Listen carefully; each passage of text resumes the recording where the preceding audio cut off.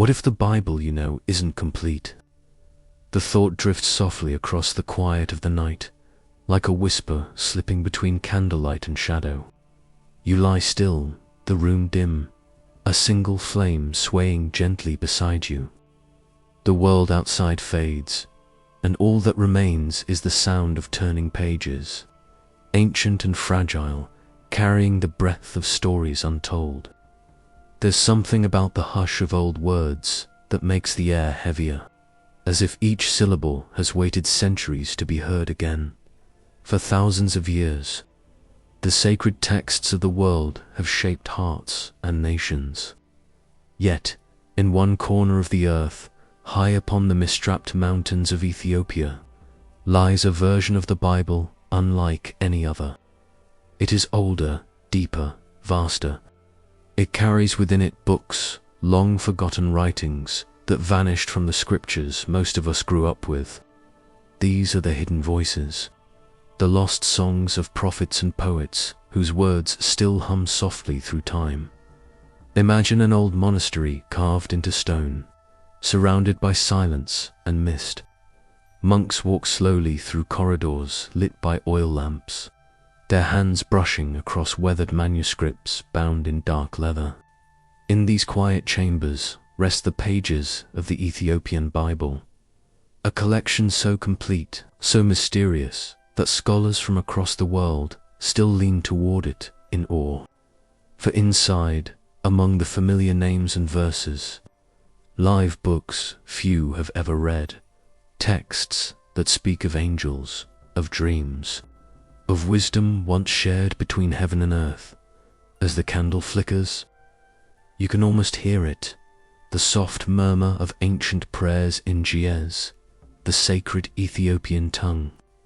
Each word seems to float through the centuries, carrying fragments of secrets, the story of Enoch walking with God, of Solomon's hidden wisdom, of the Maccabees' courage, of Baruch's lamentations, and the shepherd's quiet lessons. These are not myths, nor are they entirely history. They are something in between, the forgotten heartbeat of faith. You see, the story of the Ethiopian Bible is not just about lost books. It's about how history remembers and how it forgets. When the world decided which words were holy and which were not, something remarkable happened. Dozens of ancient writings, once treasured, began to fade from the light. Councils met, decisions were made, pages were left behind, and slowly the Bible became smaller, slimmer, tidier for a world that preferred clean lines over mysteries. But in Ethiopia, time moved differently. The mountains kept their secrets. The old churches did not forget, while kingdoms rose and fell, while empires burned their scrolls and rewrote their canons. The Ethiopian monks continued to copy every word, even the ones the rest of the world chose to erase. Their devotion became a kind of defiance, a way of saying that no story given by heaven should be silenced by men. There is something deeply human in that. We all carry forgotten parts within us, memories buried beneath years of noise and light. The story of the Ethiopian Bible reminds us that truth, too, can be hidden but never destroyed. Somewhere beneath layers of dust and decision, it waits as you listen now. Let the sound of turning pages guide your mind into that ancient world. Picture the ink-stained hands of a monk in the glow of an oil lamp, copying a verse he does not fully understand but knows must endure. Hear the faint rustle of papyrus. Smell the sweet smoke of frankincense rising toward the ceiling. This is how time preserves its treasures, not in vaults of gold, but in the hands of those who refuse to let words die. And perhaps as we begin this journey, there's something more than history here. Maybe these hidden books aren't just stories. Maybe they are mirrors, reflecting the parts of faith and humanity we've forgotten. Maybe they whisper to us still, asking not to be believed or worshipped, but simply remembered. The world of the Ethiopian Bible is vast and quiet, filled with mysteries that touch the edge of heaven. So take a deep breath. Let your thoughts slow. Let your curiosity awaken gently, like dawn through the mist. Before we dive deeper into this forgotten world, take a moment to become part of this journey. Subscribe to the channel, and in the comments, tell me your name, your city, and the time you're watching this. I'd love to know where in the world you're listening from tonight. Now, let's keep the candle burning and listen closely to what these ancient pages have to say.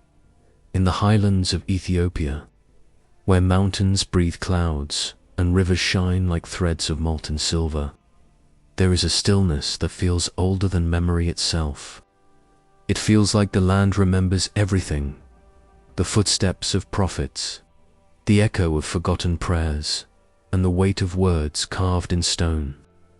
The air is thin and cool, but it is full of stories. The stars here shine brighter at night than they do almost anywhere else on earth. They fill the sky with a huge, shaking sea of light. People say that Ethiopia was a place where light never really died, even when the rest of the world did. This light came from the sun, but also from wisdom, faith, and holy truth. This land became a safe place for ancient voices, far away from the noise of empires and the dust of conquest. When traders and travelers crossed deserts and oceans, they talked about a kingdom hidden in the mountains, where faith grew like roots in stone, unshaken and unbroken. People say that the rocks heard the first hymns of creation, and that the soil itself seems to hum with divinity. When you walk through the Ethiopian highlands, you are walking through a living scripture. Each hill and valley has the breath of something that will last forever, long before any holy text was printed, long before canons were set or doctrines were declared. Ethiopia was already full of divine words. It was a place where scribes and dreamers lived, where prayer met parchment and devotion flowed like ink. The soft, melodic, and holy language of Ge'ez became a way for messages from heaven to get through. For generations, monks kept a library of faith that no empire could silence. They did this by writing in beautiful curves and careful strokes. When people were still learning to read, they copied the Gospels. They wrote about angels while others fought over kings. They protected the wisdom of Enoch and Jubilees when those names were almost gone from other places. People say that the mountains themselves kept these secrets safe. The monasteries, which were built into cliffs and hidden in caves, became safe havens for words that would have otherwise been lost. In the still hours before dawn, a single monk could be seen tracing letters by candlelight, his lips moving in time with the holy words. The smoke from the burning frankincense would rise up and mix with the mist, making it look like heaven and earth were breathing together. Not only were the manuscripts books, but they were also souls given form of prayer, bound in leather, and written with patience and respect. The rivers that run through Ethiopia's landscape shine like memory veins, carrying whispers of the Garden of Eden, which many people thought once touched this land. The Nile, which has been around for a long time, starts its journey here. It has seen both paradise and exile. People say that stories of creation made their way into the hearts of those who listened along these waters. People here didn't talk about myths.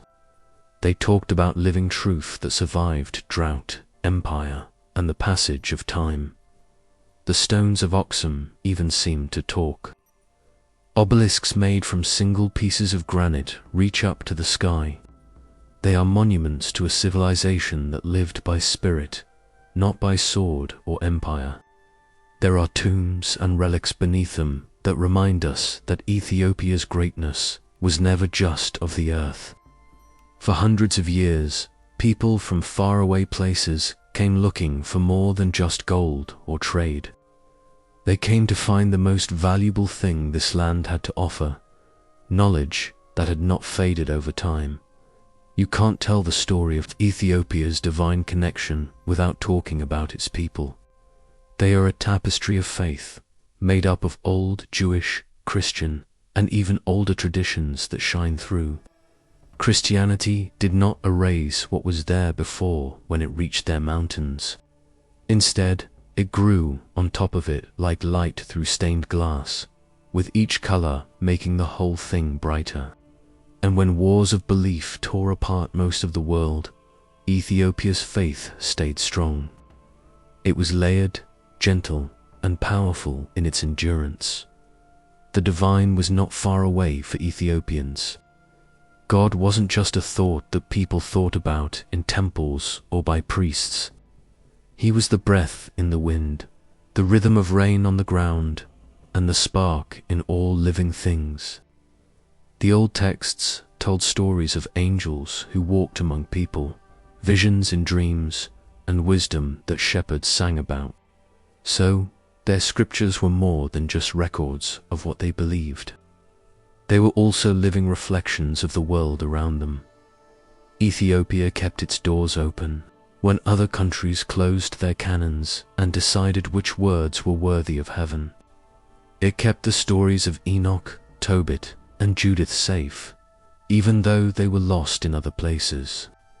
It kept the Book of Jubilees, the Shepherd of Hermas, and Baruch's prayerful laments alive.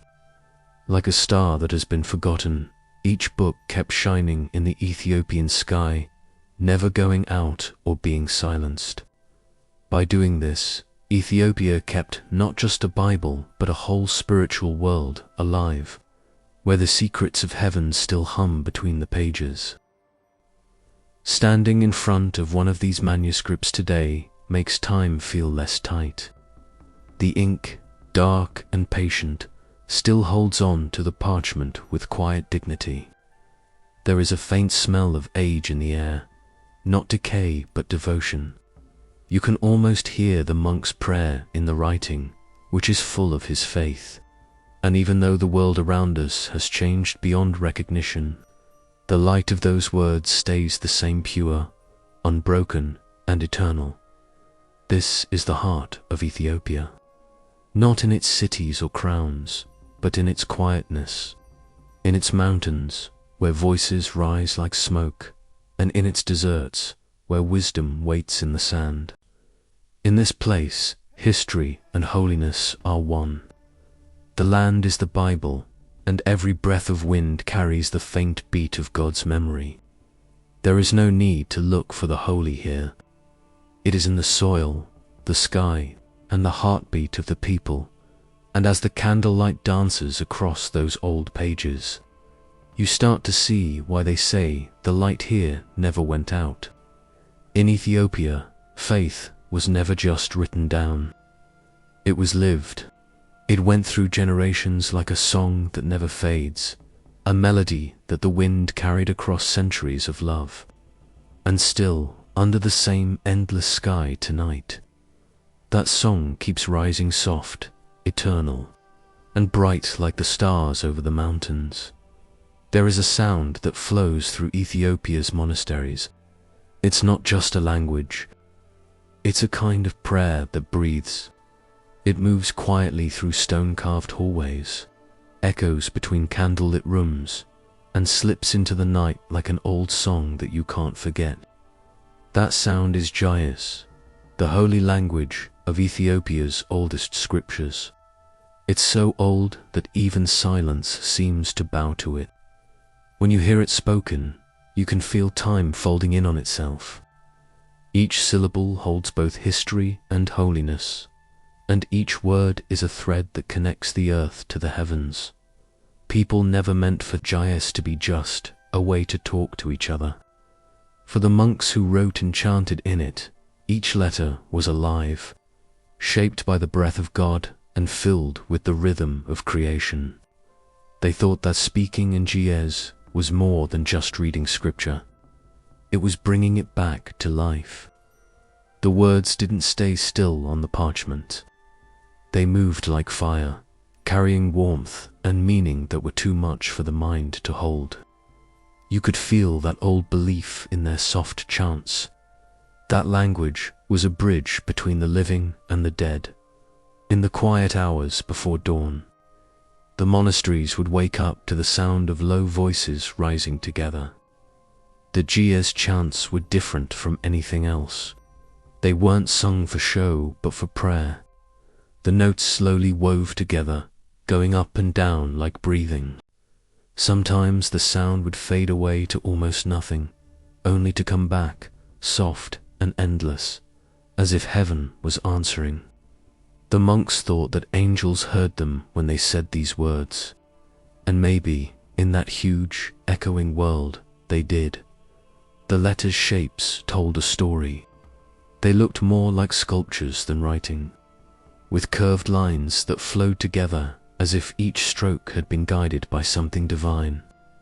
For a monk, dipping his quill into ink was a way to worship, not a way to write. The parchment became holy ground, and the words were steps on it. He would write slowly, with patience and awe, his heart still and his breath steady. Each character had a weight, not of grammar but of beauty, and when the page was finished, it wasn't just a piece of writing. It was a living testimony, a piece of God's own voice that had been captured in form. Scholars have long praised the beauty of Jiez as a language, but those who speak it know it as something more. The sounds are round, soft, and rhythmic, like the sound of prayer. The letters seem to hum with hidden meaning, and their symmetry makes them look like they are part of a divine plan. Every movement feels planned, like the body is a vessel for something bigger. For example, the way the tongue touches the roof of the mouth and the way air leaves the lips. The ancients thought that when the first scriptures were written in Jiez, it was heaven teaching people how to speak with respect. If you can understand this language, you can feel the closeness of God. The monks who chanted in it didn't care about translating or interpreting it. They just wanted to be there. They knew that the sound of Jiez could go places that meaning alone could not. It could move the spirit, stir the unseen, and bring faith to life even when there was no sound. To them, speaking Jiez was like breathing like God did when He made light. Every vowel was a sigh from God, and every consonant was a spark of holy fire. As the years went by, the holy language became the center of Ethiopian spirituality. It changed the way every ritual, hymn, and whispered prayer sounded under the monastery walls. The air would shake with that old song when the priests raised their hands and voices during the liturgy. People who didn't understand the words still felt their weight. Everyone, from kids to old people to travelers, was quiet when Jiez filled the room. They didn't want to know. They wanted peace, the kind that only holy sound can bring. Jiez was beautiful not only because of how it sounded, but also because it was mysterious. Not many people could read it, and even fewer could write it with the accuracy it needed. Those who did were picked and trained for years to learn not only the language, but also the discipline of devotion. A monk could spend his whole life copying scriptures and never finish them all, and he wouldn't have to. The act itself was enough. Every letter that was finished was an answer to a prayer, and every word was a bridge between time and eternity. When you made a mistake, you had to start over because the page wasn't perfect. The heart behind it was, the monasteries protected these works as if they were the very breath of life. People put scrolls and manuscripts, wrapped in cloth and sealed with care, in rooms that smelt like wood and wax. In the candlelight they glowed faintly, and the faded ink still pulsed with life. There was a lot of incense in the air in those rooms, and people were very quiet. People who came in could feel the hush settle over them, as if they knew they were in the presence of something bigger than anything human hands could make. Old monks used to say that you didn't learn Jies. You remembered it. It was deep inside the soul, waiting to be brought to life. When a student said his first prayer in the language, his teacher wouldn't just tell him he was wrong. He would listen for the breath between the words. People said that the divine lived in that fragile silence. Speaking Jies without faith was like hitting a bell with no heart. The sound might be clear, but it wouldn't carry. Some people thought that even the angels could understand Jies, because it was a language that came from the same light that made them. People often talk about the words Enoch heard in heaven, which would later be known in this language. The Book of Enoch, which was kept in Jies when it was lost in other places, proved that this language was not only spoken on earth. It had a rhythm that could bring visions to life and a sound that stayed between dreams and the divine. And that's why the holy language never died in Ethiopia. Even as empires fell and centuries passed, it lived on in the chants of monks and the hymns sung in ancient stone churches. You can still hear its echo in the early morning when the sun paints the highlands gold and the bells start to ring. The voices rise slowly, softly, and without a break, filling the air with syllables shaped by faith and fire.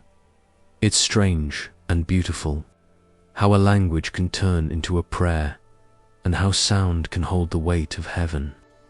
People in Ethiopia still speak Jies, and it still lives there, carried by the wind, the voice, and the faith that won't die. People who hear it are reminded that God doesn't always show up in visions or miracles. It can also come as a word, softly spoken but eternal, like a whisper from heaven that still lingers in the breath of all people. A story was being written in the heart of the Ethiopian highlands, where the morning light slowly creeps over stone churches that have been carved deep into the ground. Very few people in the world will ever really know what it was about. It didn't start with kings or armies. It started with monks. These were quiet men in linen robes, with ink-stained fingers and hearts that trembled with awe. They copied line after line of sacred text by the light of oil lamps, keeping the words they thought heaven itself had spoken. To them, the Bible was more than just words. It was life, and every page they touched was a piece of God. The Ethiopian Bible's canon didn't just happen overnight. It came from hundreds of years of devotion, with voices and visions echoing through time.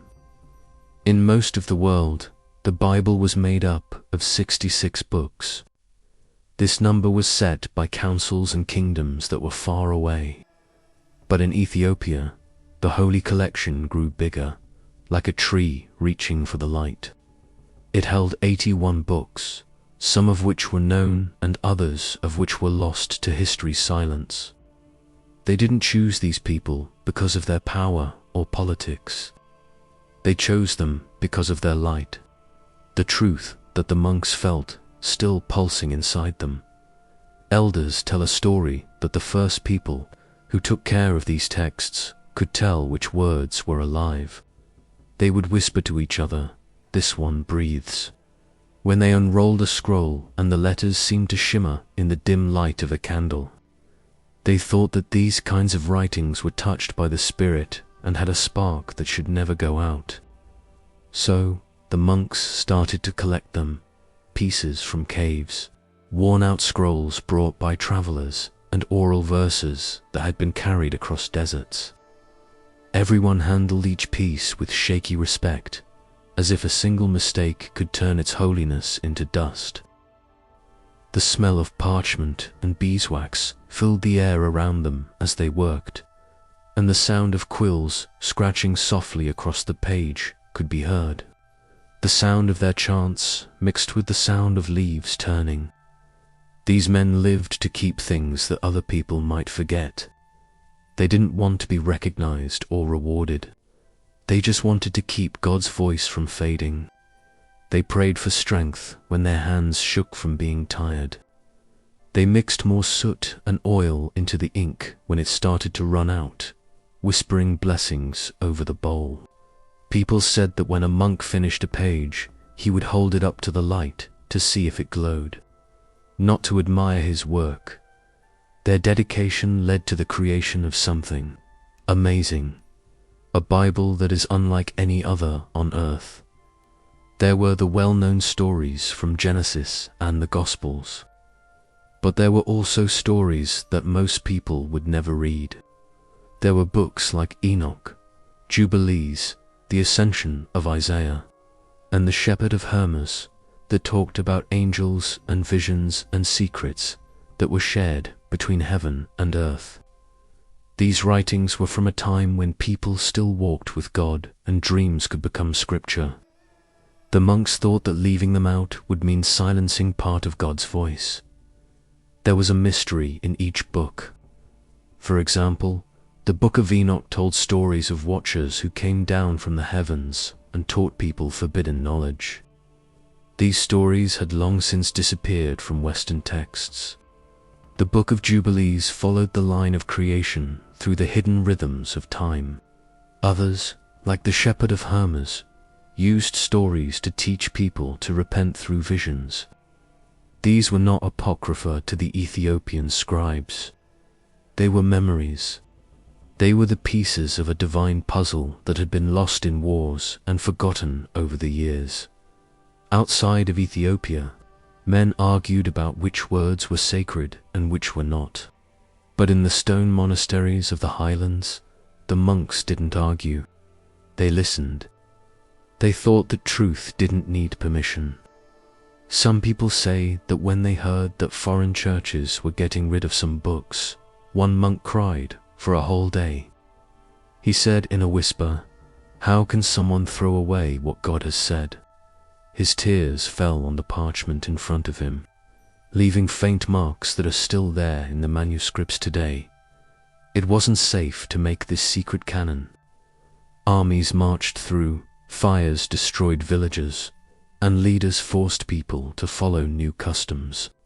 But the monks carried their manuscripts like living children through every trial.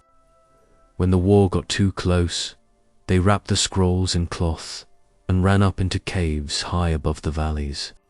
They kept working there, even in the dark.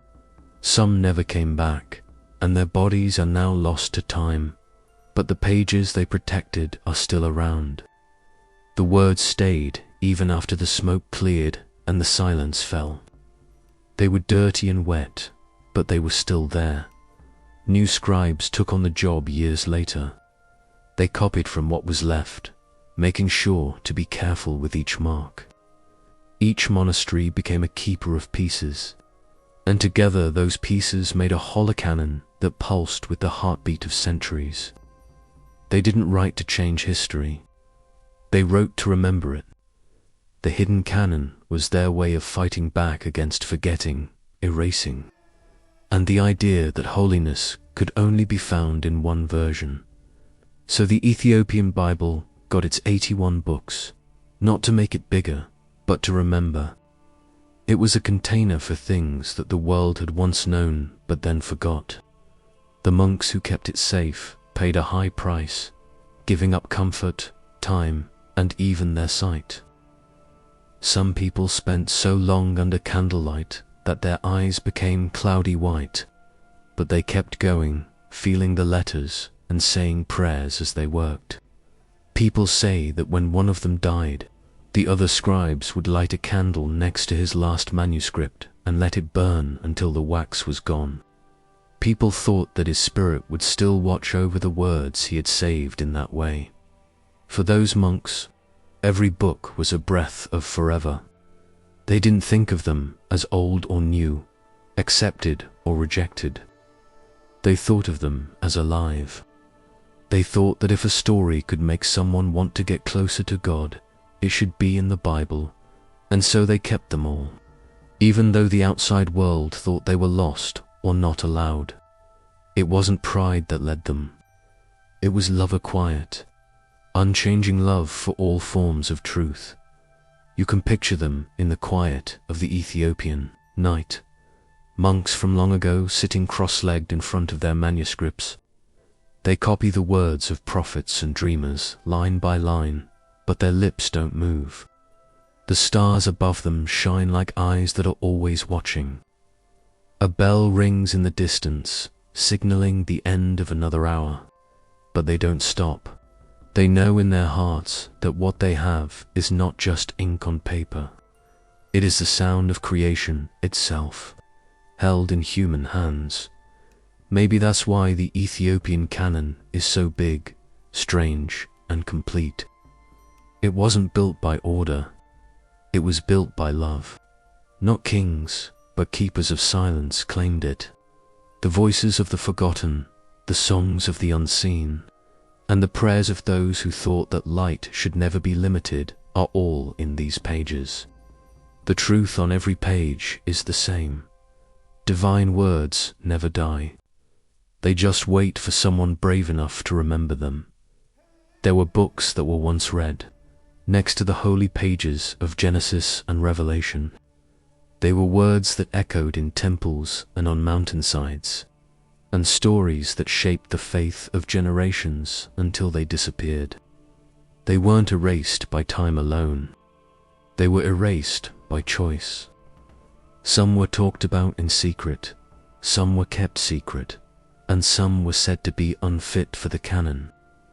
But in the highlands of Ethiopia, where faith was carved into stone and kept secret, these books found a safe place. The names Enoch, Jubilees, and the Ascension of Isaiah have a strange but familiar meaning. They talk about worlds that can't be seen, angels and watchers, and creation told from the mouth of eternity itself. The story of how these books were forgotten starts in the early years of the Church, when councils met to decide what would stay as the Word of God and what would be left behind. Bishops and scholars debated, weighed, and judged around tables lit by oil lamps. They didn't always do this by divine revelation. Sometimes they did it by politics, tradition, and fear of being misunderstood. Some people thought the old texts were too mysterious and dangerous. For some, they were remnants of an old religion that was too wild to control and too full of visions that went against human order. And so, one by one, they were taken away. They weren't burned or completely banned. They were just allowed to fade, but they didn't go away everywhere. People in Ethiopia didn't see these scriptures as threats. They saw them as treasures. The monks thought that every word the prophets spoke was holy, even the ones that other people had stopped believing. They copied the Book of Enoch with the same care as the Gospels, keeping its visions alive when all others had stopped talking about them. It wasn't forbidden knowledge to them. It was revelation, older than memory, full of meaning that spoke of the heavens. The Book of Enoch was probably the most mysterious of all. It told the story of a man who walked so closely with God that he didn't die. Instead, he was taken alive to heaven. He saw the secrets of the universe there, the places where stars were born, the paths angels took, and the rooms where souls waited to be judged. He wrote about the watchers, angels who came down to earth and taught people forbidden knowledge, like how to work with metal, beauty, and power. These stories were very old, even before Christ, but they helped people understand angels and the world beyond what they could see. A lot of early Christians loved the book and quoted it in letters and sermons, but the councils became more cautious over time. Enoch talked too much about the heavens and angels. By the 400s, it was missing from most Bibles. It lived on in Ethiopia. The monks who copied its words knew the risk. They knew that the outside world no longer saw it as holy. But when they read the passages out loud, something moved them. It seemed too real to be fake and too full of divine fire to be ignored. They thought that Enoch's words must have the sound of his walk with God, the breath of creation and the hum of divine mystery. So they kept it safe, one careful line at a time. The Book of Jubilees went down a similar path. It told the story of Genesis again, but in a different way. It talked about creation happening in 7-year cycles, or jubilees, which are sacred patterns that repeat throughout history. It said that angels were writing down what people did, including keeping promises and renewing covenants. Some people called it a book of laws, while others called it a song of memory. But for those who read it with faith, it showed a deeper truth, that the story of the world was not random, but planned, with divine moments marked by light.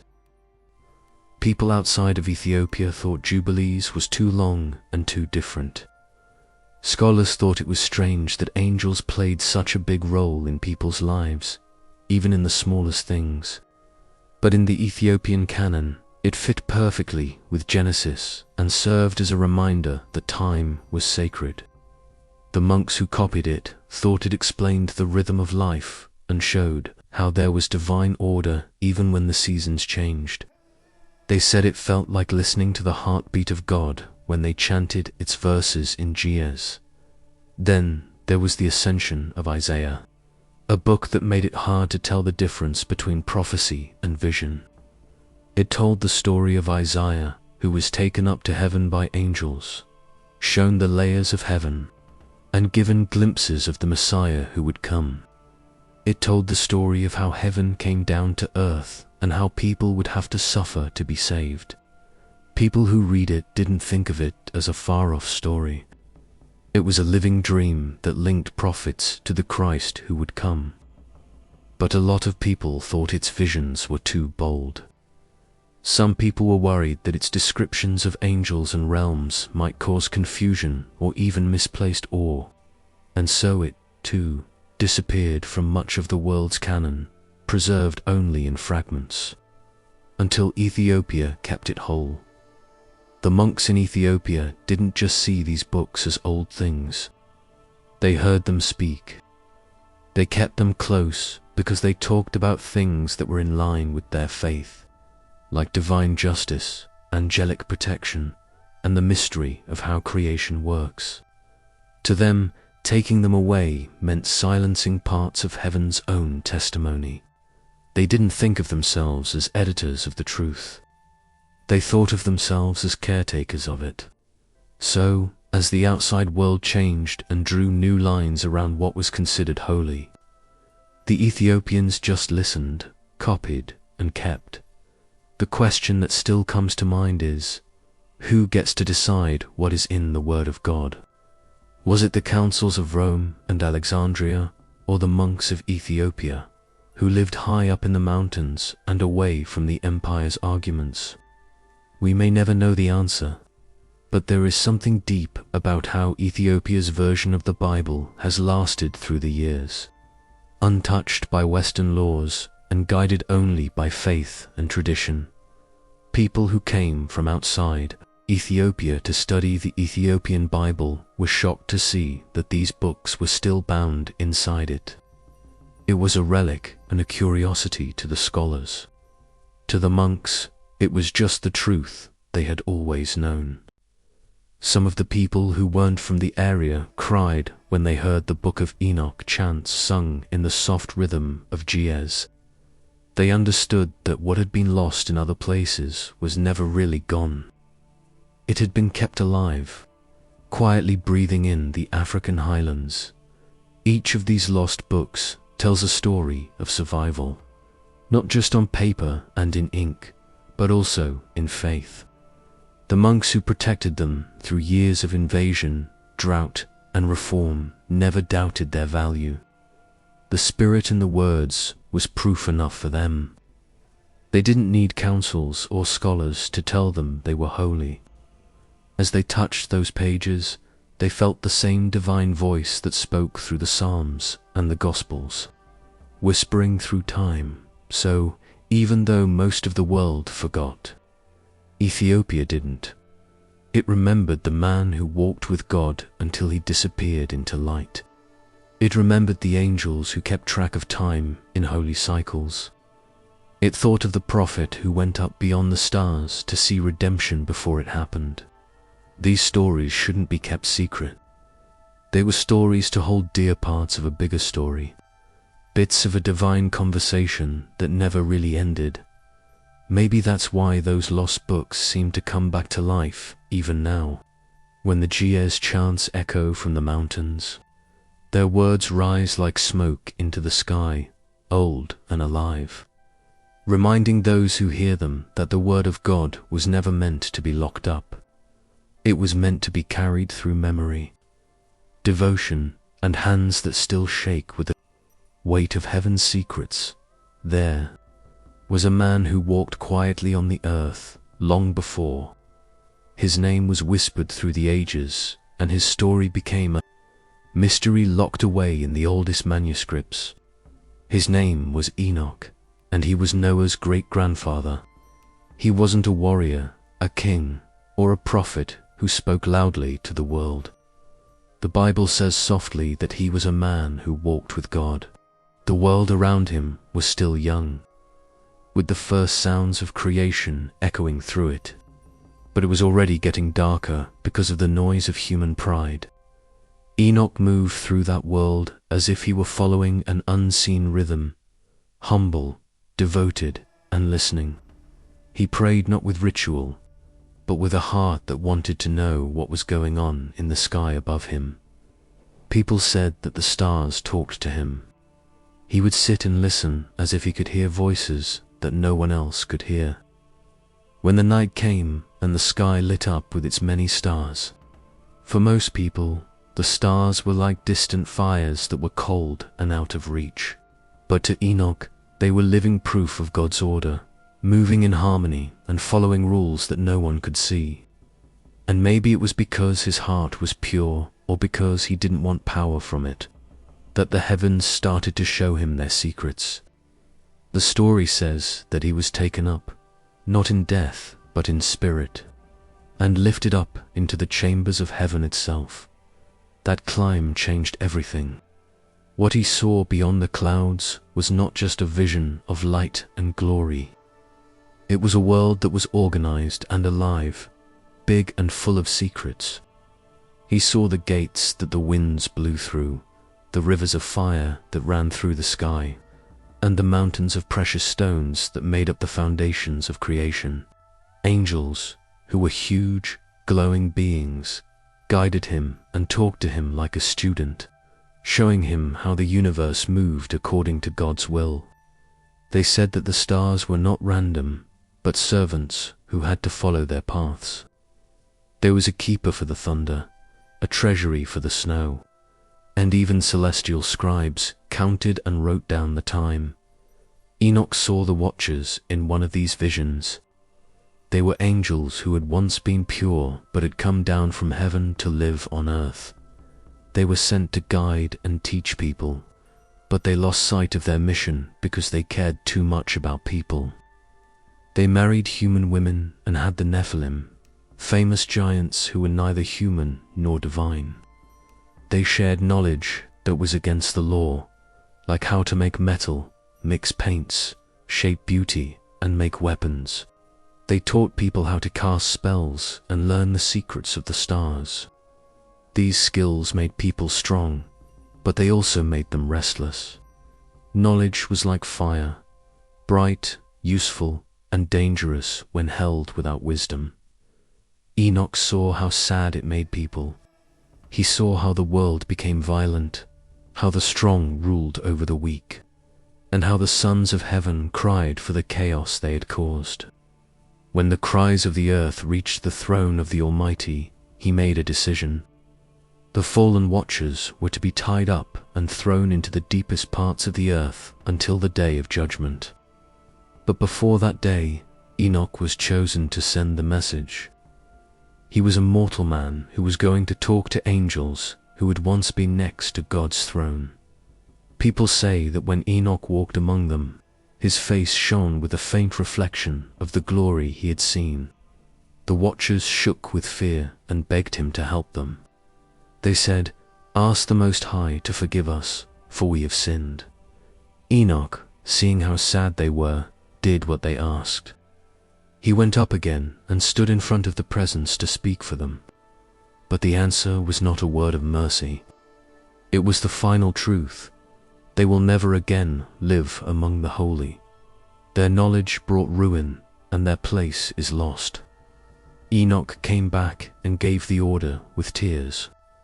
He had seen both the mercy and the justice of heaven, and both shone with the same light. Enoch saw things that no human mind could fully understand. As he traveled through the heavens, he saw the 4 archangels who watched over the 4 corners of the world. He looked at the Book of Life, which had a record of everything that people and angels did. He saw the flood that would come and clean the earth, as well as the promise of a Messiah who would one day fix everything. The angels who led him called him scribe of righteousness because he wrote down what he saw so that people in the future would know how creation happened and what happens when it goes wrong. His writings became a map of both the seen and the unseen, the first cosmic vision that people have kept. Enoch, on the other hand, wasn't proud. He bowed more and more as he saw more. He felt smaller the closer he got to the throne. He stands in front of the Ancient of Days, surrounded by countless wings and eyes and light upon light. This is one of the most haunting parts of the story. The fire of God's holiness almost eats him up. But at that moment, he changes. The light does not kill him. It covers him. He shines, not like an angel, but like a bridge between heaven and earth. People can't look at him when he comes back because of the light that surrounds him. He doesn't walk the same way anymore.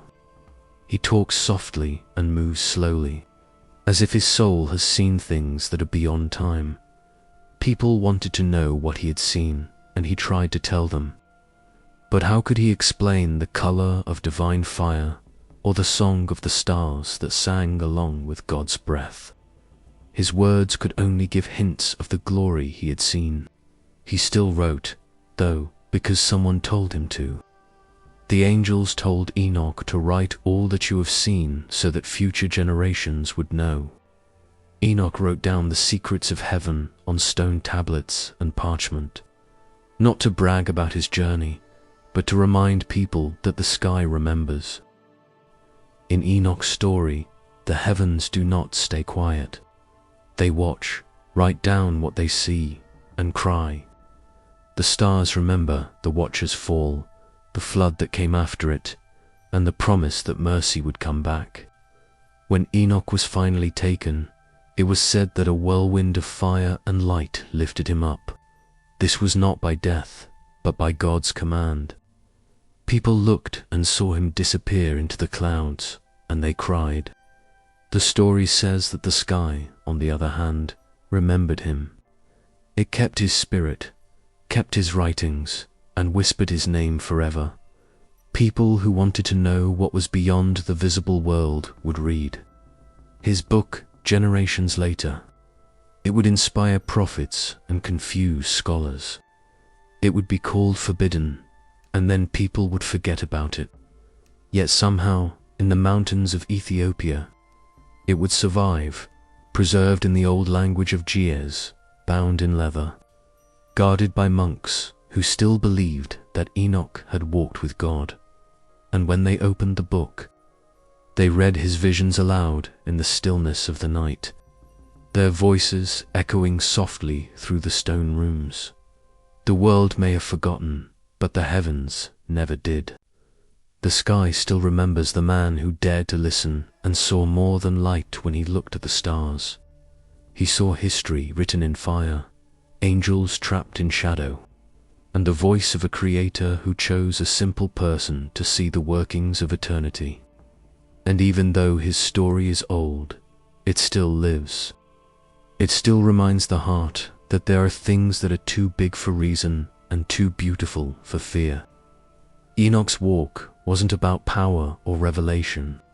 It was about closeness, about a man and his Creator walking together until the earth could no longer hold him. And that walk goes on somewhere beyond the stars, in the quiet of ancient times, when the earth was still young and the stars shone like 1,000,000 candles on a velvet sky. A vision came to me, a record of beginnings told not in days, but in sacred rhythms of time. The Book of Jubilees said that creation itself had a heartbeat, a divine rhythm that went through time and generations.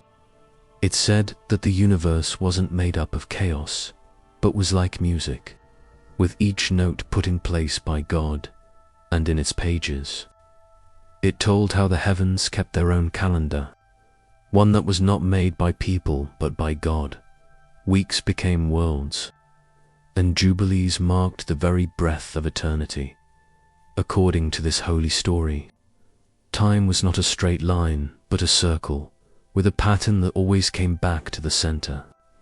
The story starts when the angels of the presence tell Moses what to do on Mount Sinai. They show him not only the laws of his people, but also the hidden order of all creation. The mountain shakes under the weight of divine glory, and the sound of heaven's voice travels through the wind to tell Moses the history of the world, not as people tell it, but as the heavens wrote it down. He learns that every act of God, every covenant, and every generation from Adam onwards was written down and measured in Jubilees, which were 49-year periods that marked the end of God's work and were like chapters in the book of existence. This heavenly timeline shows the creation of the world, the fall of man, the flood, and the calling of Abraham. It was like the universe was a huge temple of time, with the stars as the lamps and the sun and moon as the people who kept holy hours. The Book of Jubilees called this the calendar of the divine, which means that heaven and earth are always in perfect harmony. And the old priests and wise men who followed it thought that living by this rhythm meant walking in step with God's heartbeat. The text says that the angels of the presence, who were closest to the throne, were in charge of counting the days and changing the seasons. They were the timekeepers of heaven, keeping track of the sacred weeks called heavenly Sabbaths. Each week, month, and Jubilee was not just a way to keep track of time. They were also full of meaning. The seventh day was sacred because it was like the seventh heaven, a place of perfect peace. The angels taught people to follow the same rules as God. They taught people to mark their days not just by the moon's phases, but by the steady rhythm that has been there since the beginning of time. There was a lot of wisdom in this rhythm. The Book of Jubilees talked about balance, or how light and dark, work and rest, remembering and starting over can all work together. Time should not be feared as a thief or endured as a burden. It should be kept like a promise. Every Jubilee that came and went was a reminder of mercy and a renewal of promise. People were freed from slavery, debts were forgiven, and land was given back to its rightful owners. Every 49 years, the world was supposed to take a break, reset, and remember how things were meant to be. And in this divine measure, creation itself found peace. The book told the story of Genesis again, but this time it was more like a process that happened over time. Light was called forth the first week, the firmament spread its wings the second week, and the waters gave way to land and life the third week. Every act was given a number, and every day was a note in a cosmic hymn. Discipline and wonder both played a role in building the world. Everything in the sky and on the ground had a reason for moving or living. The Book of Jubilees also talked about memory, which is the holy ability of humans to look back and remember God's ways. If you forgot the rhythm, you would get lost. The ancient scribes who copied the text by hand thought that losing the real calendar meant losing harmony with heaven. They saw the changes in how people kept time as a threat. Lunar calendars, political years, and days shaped by empires instead of stars. When men started to measure time by their own wants, they lost track of the pulse of eternity. But the book's beauty wasn't in its warnings. It was in its poetry. It thought of time as a living garden instead of a cold machine. The Sabbaths were flowers that bloomed in a divine order, and the Jubilees were big trees with roots that went back in time and branches that reached into the future.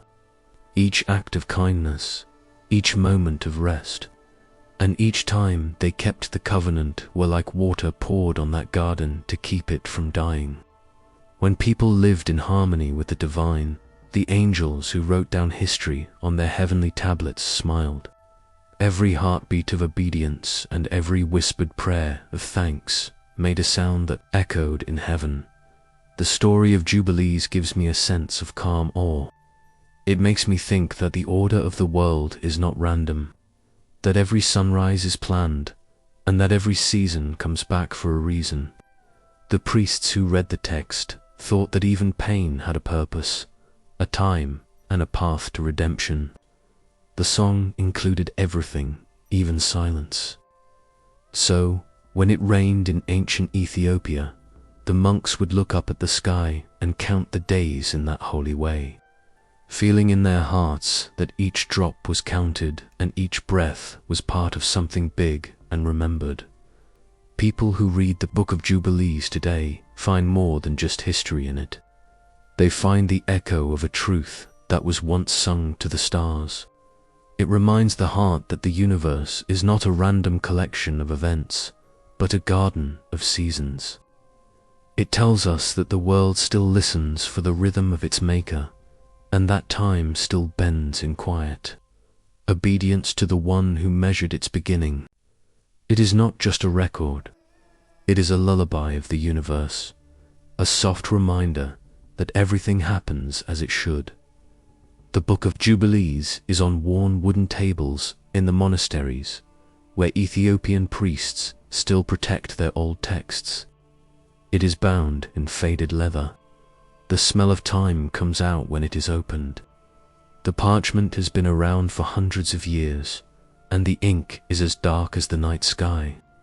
The monks read its verses out loud by candlelight, their voices slow and steady, like they had done in the past. The flame shakes, the shadows move, and for a moment it seems like time itself stops to listen. Outside, the stars turn slowly, following the rhythm that was set in motion long before people saw them for the first time. That might be the lesson hidden in between the lines, that the divine order is not far away or forgotten. Even now, it hums under everything, every dawn after night, every time someone forgives someone else, and every time someone rests is part of that eternal celebration. Living by it doesn't mean getting away from time. It means finding peace within it. The stars still remember, and the world still turns.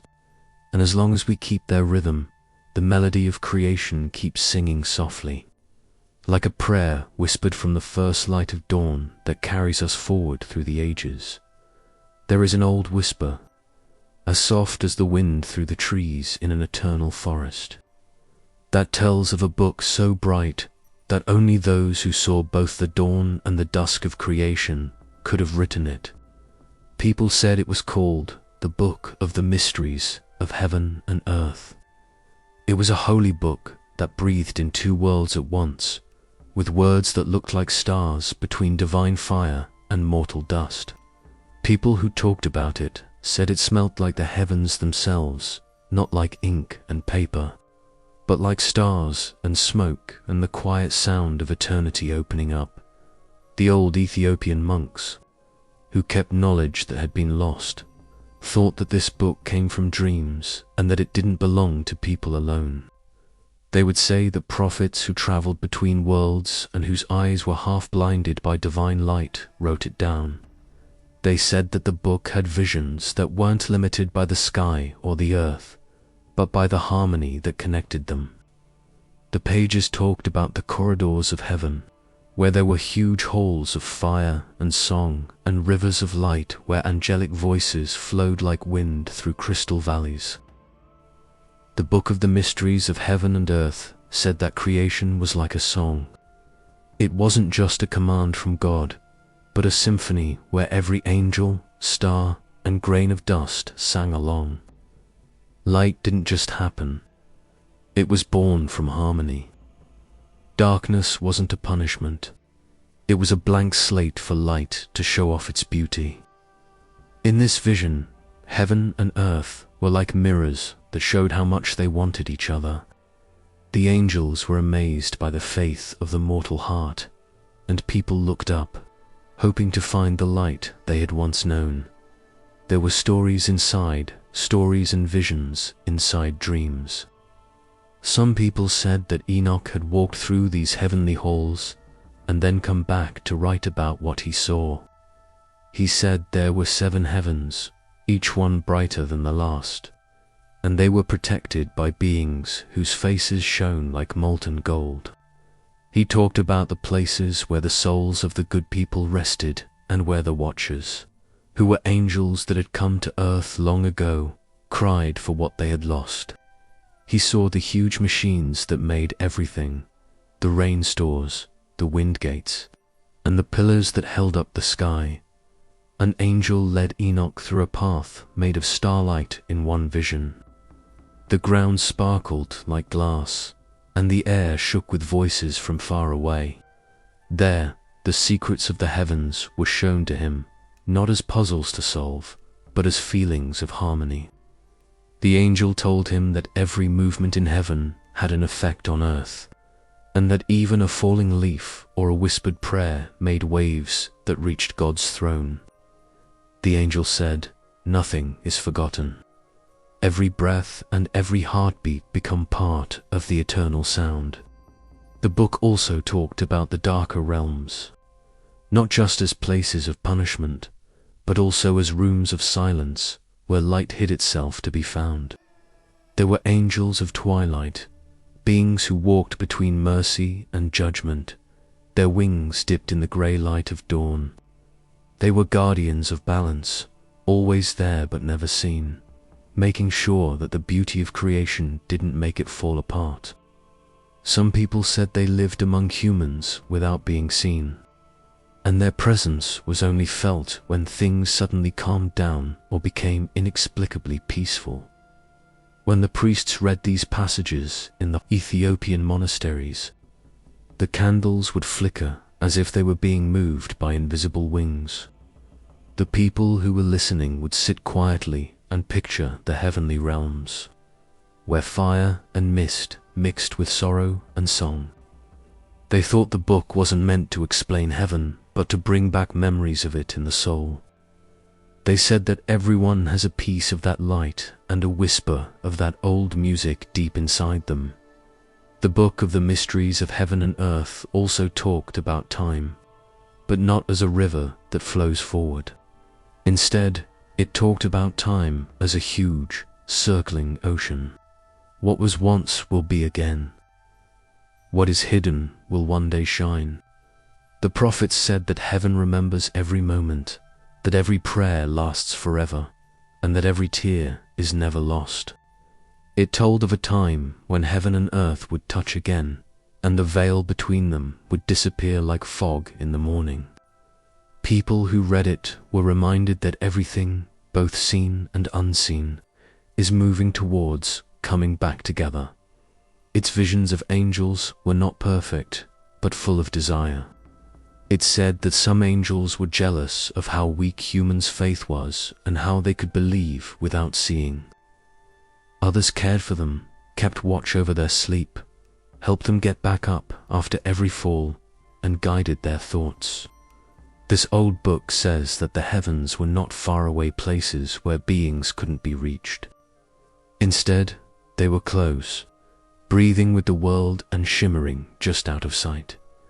The candlelight shone on the monks' eyes as they turned the pages, making them look like little stars in the dark. They would whisper the names of the angels: Michael, Uriel, Raphael, and Regal. Each name made the air feel warmer. They didn't read the book to learn. They read it to worship. People said that you couldn't just read the mysteries of heaven and earth. You had to listen to it because its meaning was in the rhythm and breath. One of its oldest parts talked about what happens to the soul after death. It said that there was a narrow bridge of light between the earth and the first heaven that every soul had to walk across, following the voice of their guardian angel. Below, the shadows of spirits who would not repent whispered like storms far away. Above, the righteous shone like embers. At the end of the bridge, the angels of record waited with tablets of remembrance in their hands. These tablets held not only deeds but also intentions, such as the quiet thoughts, unspoken prayers, and acts of kindness that no one saw. The words were both beautiful and moving, showing how creation is held together by love. It said that heaven was not only a place of glory, but also a place of remembrance, where even sadness became beautiful. And even though the earth was covered in shadow, it was still part of that same light. People in the Ethiopian highlands thought that every dawn was a reflection of heaven's own sunrise, and that every night sky was a window to the worlds. Described in the book, in their last visions, the prophets saw a time when knowledge would come back. The mysteries would no longer be hidden, and people would remember their place among the stars. The end of the book doesn't have a command. It has a whisper. The heavens are closer than you think. The earth remembers its maker, and the maker remembers the dust.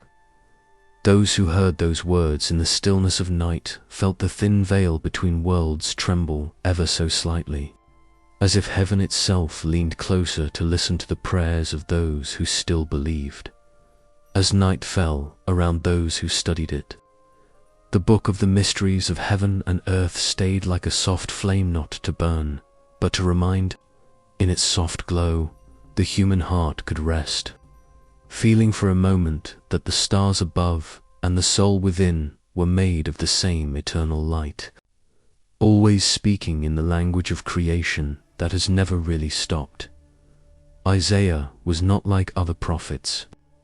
He was a bridge between heaven and earth, and his spirit seemed too bright for the dirt of the world. His visions weren't just dreams. They were doors that made the veil between heaven and earth thinner. The Ascension of Isaiah, an ancient Ethiopian text, tells his story like a dream in the sky, full of light and shadow, where every breath feels like it will last forever. The story starts with a sense of foreboding about how corrupt the world is. Kings and priests have become dishonest, and the people are lost in the dark. But in the middle of all this chaos, Isaiah is chosen not to rule but to see. He feels his soul shake as he sees visions of places that no human can see, each one higher and holier than the last, until the idea of time itself starts to fade.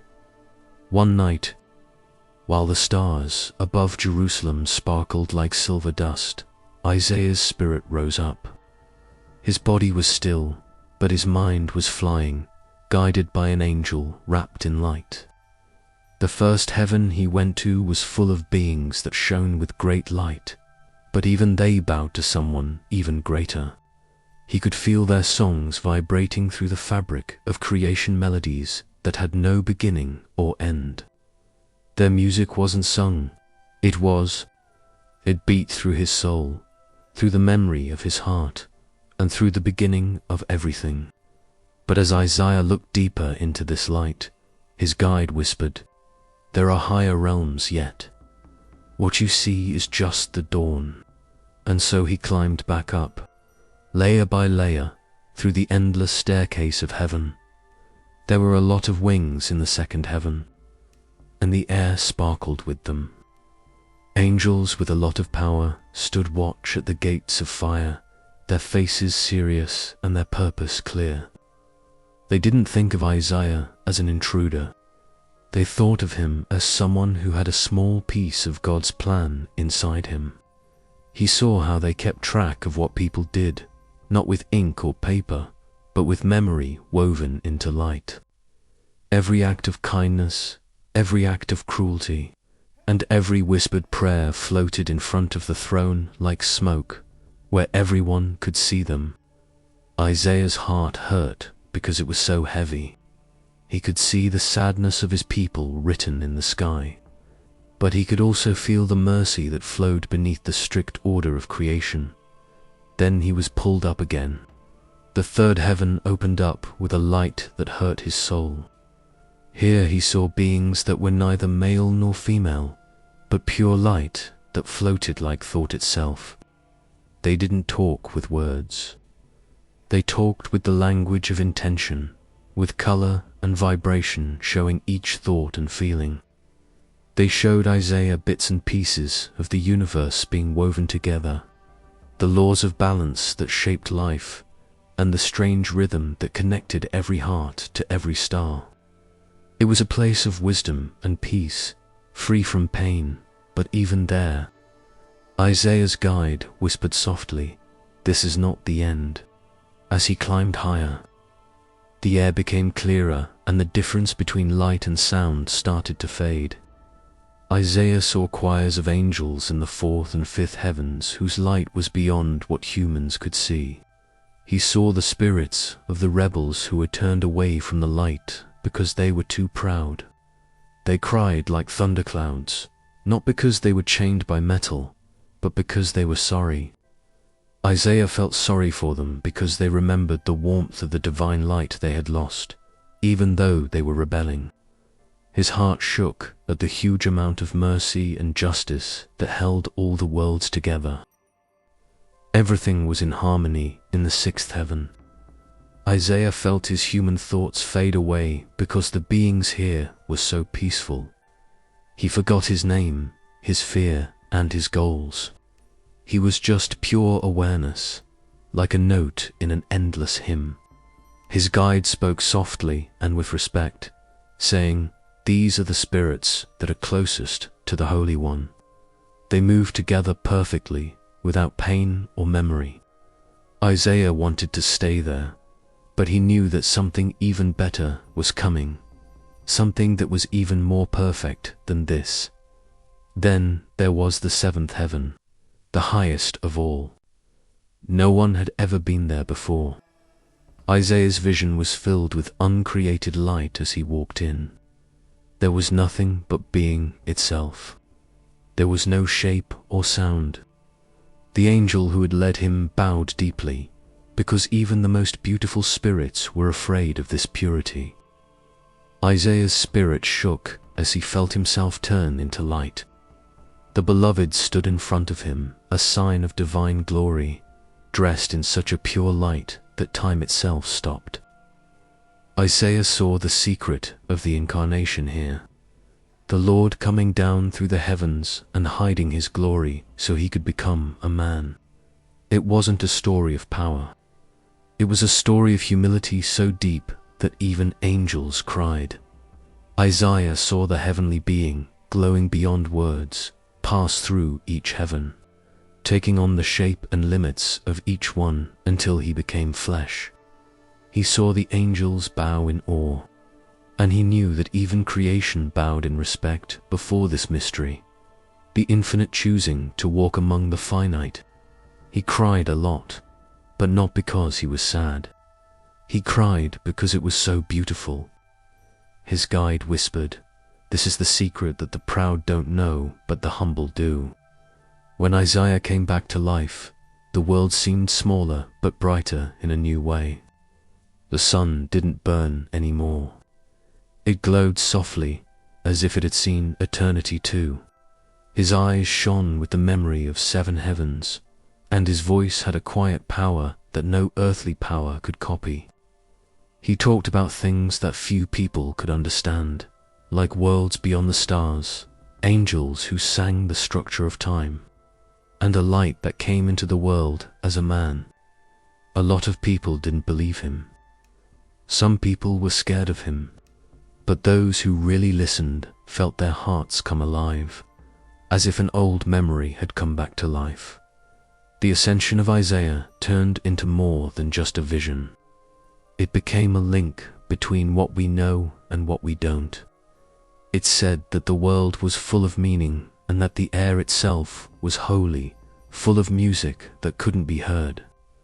Isaiah's journey showed people not only the beauty of heaven, but also the love of God that reaches down to lift up creation.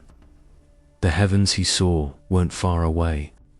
They were mirrors of the light that was inside of everyone. The sound of the gates of Eden closing wasn't final. It was an ache that echoed slowly across the valley of time. Adam and Eve stood on the edge of the unknown, their bare feet on the ground that no longer shone with God's light. The garden behind them glowed softly, as if it remembered their laughter. The wind that used to carry the smell of forever now felt cold against their skin. They had never felt how heavy the night was before. The stars were like faraway eyes, watching in silence as people first felt sad. Adam's hand shook as he reached for Eve's, and in that simple touch, creation found desire. Love was something that could break, something it could lose for the first time. The Book of Adam and Eve, which has been passed down through the ages in Ethiopia, tells this story not as a story of anger, but of heartbreak. It is not a punishment, but a desire between the Creator and his children. It starts where Genesis ends, outside the garden, where time starts to move in a different way. Their tears soak into the new earth as Adam and Eve cry under the moonlight. Each drop becomes a memory seed. The angels who used to sing to them now watch from a distance, sad that sin has made it hard for people to get to heaven. But even when they were in exile, divine love followed them like a soft voice in the trees. They walked through the wild, learning about pain and hunger and how the ground hurt their feet. Every thorn that poked Eve's heel reminded her of the paradise they had lost and the strength she had. Adam also learnt that work and sadness could have a purpose. He worked the land with hands that had once touched the tree of life, and even though the soil was heavy, it gave way to him. The book says that their cries went up to heaven like incense. Adam doesn't call out to God in anger. He does it out of sadness. Did you forget about us? Please, he says, will the light ever touch us again? And even though the answer doesn't come like thunder, it does come in a soft, unseen grace that keeps them alive every night. The story says that Adam and Eve fasted by the river for 40 days after they were exiled, asking God to forgive them. The water showed their faces, and when they saw themselves tired, mortal, and dressed in rough clothes, they realized what they had become, beings of both dust and God's memory. Their bodies longed for the perfection of Eden, but their souls still held on to its image. The earth drank Eve's tears like rain. Please let me go back, she cried. Let me see the light again. The angel who watched over the garden saw her cry, and his sword glowed softly with sadness. Even the heavens were sad. The text says that Adam and Eve built the first stone altar one night when the sun set and the sky turned gold and black. They didn't light a fire or make a sacrifice. They just knelt in silence, heads bowed, and remembered. And in that quiet, the Creator looked down on them with love that was deeper than the garden itself, not rage.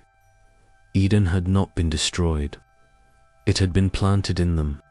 Their desire turned into a kind of worship, and their exile became a kind of promise. The story says that even when paradise closed its doors, God's heart stayed open, as time went on. They learned how the seasons worked and how life and death were connected. Eve had a hard time having children, but she loved them deeply, seeing in their eyes the same spark that had once danced in Eden's light. She felt something holy when she saw Abel sleeping next to Cain. It wasn't loss, it was continuation. Humanity had begun, weak but beautiful. Adam would watch their kids run around in the trees. Even though the garden was far away, he could hear their laughter and see a hint of its happiness. He said to Eve in a soft voice, "Maybe the garden was never meant to last. Perhaps we were meant to keep it inside." But the story gets dark again as sadness grows in the next generations. Cain's jealousy grows like a weed, and when Abel's blood hits the ground, Adam's scream goes up to heaven. The Book of Adam and Eve lingers on this grief, the agony of a father who has seen both Eden and death.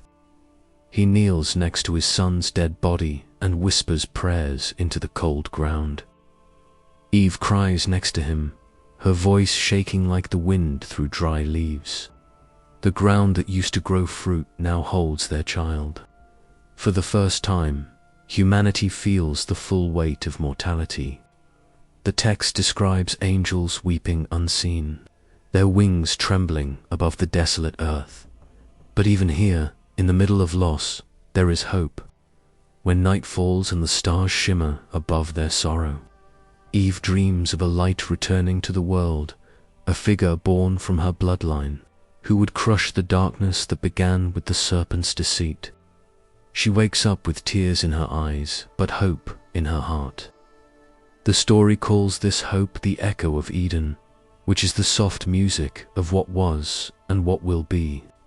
Even though they were thrown out, the rhythm of paradise still runs through their veins. The book says that Adam would sit by the river where they first cried out. As he got older and tired, the water shimmered beneath the moon, reflecting fragments of eternity. He would speak softly to Eve, his voice rough yet tender. "Do you remember how the light hit the leaves?" he'd ask, and she would smile through her wrinkles. "I remember," she'd say, "and I feel it still." Somewhere deep inside, their love, tested by time and toil, had become something even the garden could not contain, a reflection of divine endurance. When Adam's final day arrived, the angels descended once more, their wings glowing in shades of dawn. Eve held his hand, whispering prayers learned from centuries of yearning. The text says the earth trembled gently, not in fear, but in reverence. As his breath faded, Adam saw again the rivers of Eden, the flowers that never wilted, the light that had never truly left. The angel who had once barred his way now smiled and bowed. "You have learned what it means to be human," he said, "and through that you have come home." Eve remained for a time, wandering through the land that had borne both her grief and her joy. She spoke to the stars as though they were old friends, and sometimes, when the wind passed through the trees, she thought she heard the faint laughter of angels. Her body weakened, but her spirit remained strong, the first mother, the eternal bearer of hope. When she too closed her eyes, the story says the earth glowed softly, as if remembering her footsteps. The Book of Adam and Eve is not only about loss, but about love that endures beyond loss. It paints exile not as divine rejection, but as a path toward reunion. It tells of the tears that watered the roots of humanity, and the promise that even in the farthest corners of the earth, the echo of Eden still calls softly beneath the stars. The story starts off quietly, with a man walking alone through the dusty streets of ancient Rome. The city is only faintly alive with the sounds of far-off markets and the whispers of restless souls. This is her. He is not a prophet, a priest, or a nobleman. He is a normal person who is sad and looking for peace. He works all day and prays all night, but the prayers seem to disappear into the air. But one night, as the sun sets and the sky turns red, something starts to move inside him like a shepherd's call. Hermes was not a saint from birth. He had made mistakes in his life, like small acts of cruelty and sins that he forgot about. He used to have faith and feel close to God, but over time, that feeling faded. The world had made him tougher and more focused on survival than on devotion. But deep down, something still hurt, a wound that hadn't healed and a desire for forgiveness. One day, while walking near the river outside the city, he was filled with regret.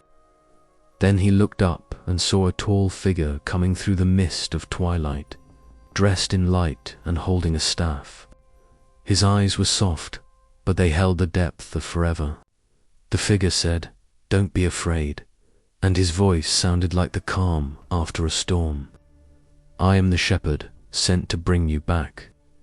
This was the start of a divine meeting, which would later be known as the Shepherd of Hermas.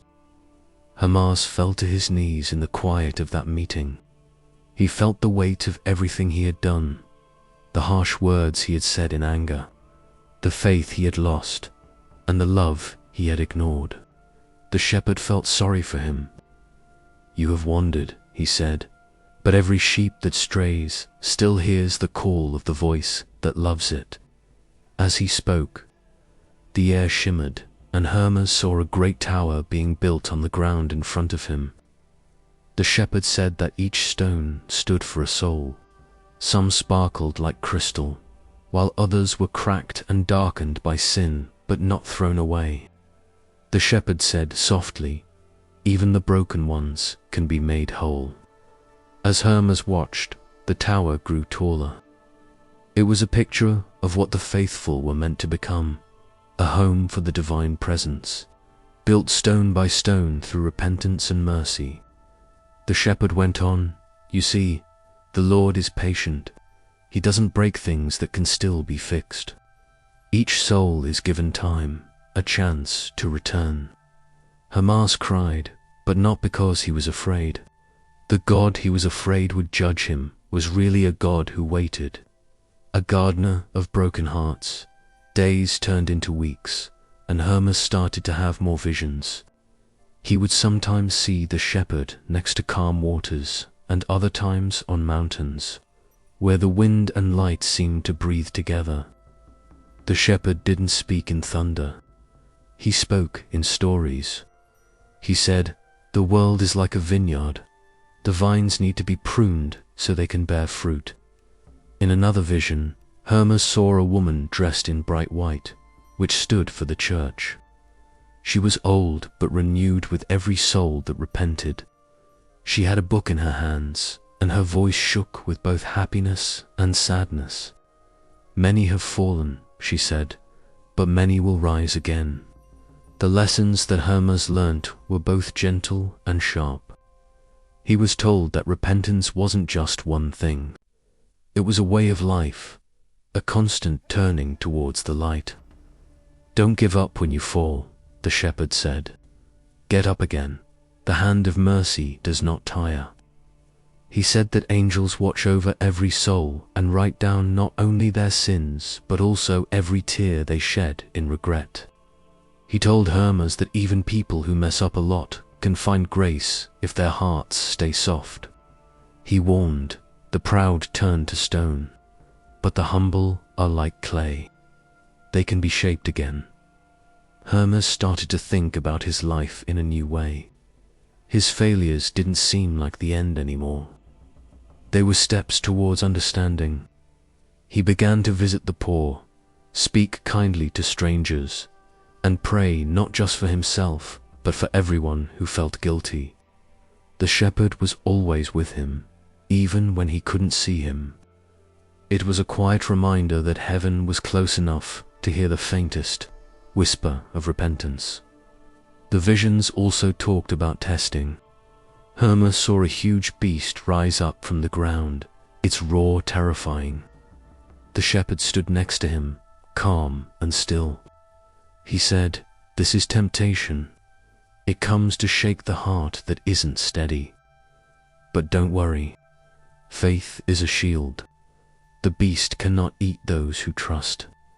When Hermas shook, the shepherd put his hand on his shoulder, and the creature shrank and disappeared into the dark. From that point on, Hermas knew that fear was the real trap and that the soul's strength came from giving in. The story is like a dream, but it also feels very real. There are times when Hermas questions the visions and times when he thinks he doesn't deserve God's attention. But the shepherd always comes back, sometimes scolding him gently and other times picking him up when he can't get up on his own. He keeps saying, "You are not beyond forgiveness," like a song of endless patience. Hermas learns that asking for forgiveness is not shameful but healing. It is letting grace breathe through your wounds by opening them up to the light. Hermas sees the tower again as the visions get deeper, but this time it shines with a clearer light. Polished stones that were once broken. The base is strong because it is held together by love and forgiveness. The shepherd smiles and says, "This is the work of time and hearts that listen. Every prayer, every act of mercy, is a stone laid in this tower."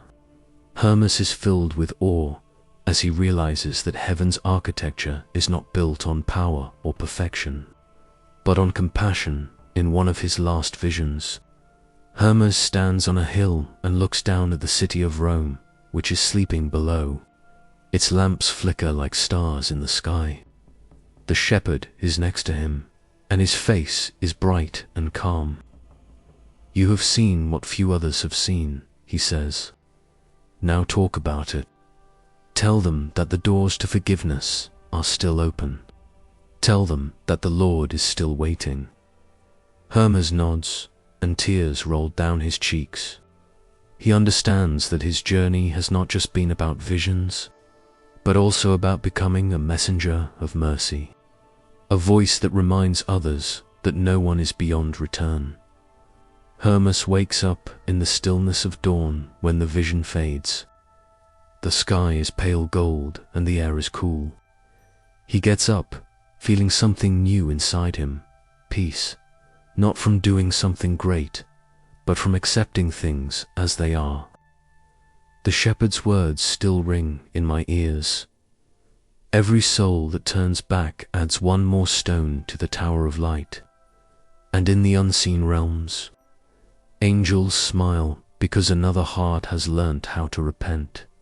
The Book of the Shepherd of Hermas was one of the most popular books among early Christians, especially in Ethiopia, where monks would read it by candlelight. Its promise that forgiveness can still bloom even in the darkest corners of the soul was reflected in their eyes. It told everyone who heard it that guilt is not the end of the story and that redemption is always close by, waiting to be heard in the soft voice of a shepherd calling us home. There was a time when the world of faith shook under the weight of choices that would be felt for hundreds of years. Men, including bishops, scribes, and rulers cloaked in authority, gathered in candlelit rooms and echoing halls to decide which words would be called divine and which would be silenced. The air was thick with incense and fear because they were not only shaping theology, but also the very limits of light. In that quiet storm, there were books that would one day disappear. They were the ones that talked too freely about heaven, mysteries, and truths that made people question instead of obey. It started out quietly, like most big breakups do. After Christ rose from the dead, his followers spread out all over the place. Each community had its own scrolls, stories, and memories of what he had said and done. Ancient wisdom spread in Egypt in the form of stories about angels, Enoch walking in heaven, and prophets who could see through the veil. In Ethiopia, the scriptures were already huge, including books that sang about divine order and worlds that couldn't be seen. But things were getting more and more confusing in other places. There are too many books, too many voices, and too many claims to revelation. Faith's guardians wanted everyone to be on the same page. One voice, one Bible, one law. And so the long, uncomfortable process of choosing began.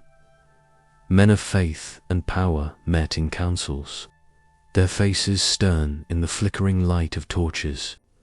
The first job seemed easy, to come up with the canon or list of texts that would make up the official Holy Scripture. But the job was far from clean on the inside. Politics, fear, and control were behind every choice. Some people said that the story should be simple and that the people only needed a narrow path, not a maze of stories.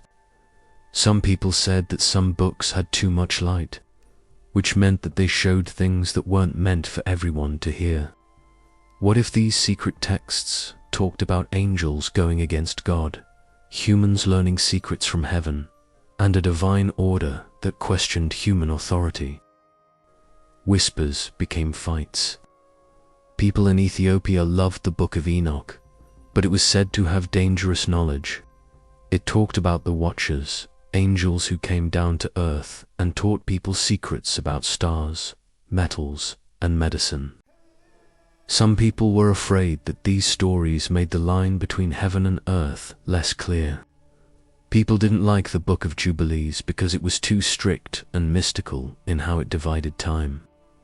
The Ascension of Isaiah was criticized for going into too much detail about the heavenly realms, which made bishops nervous, as if the prophet had seen too much. And so, one by one, the books that smelt like heaven were closed, locked away, and their names faded from the minds of people in the West.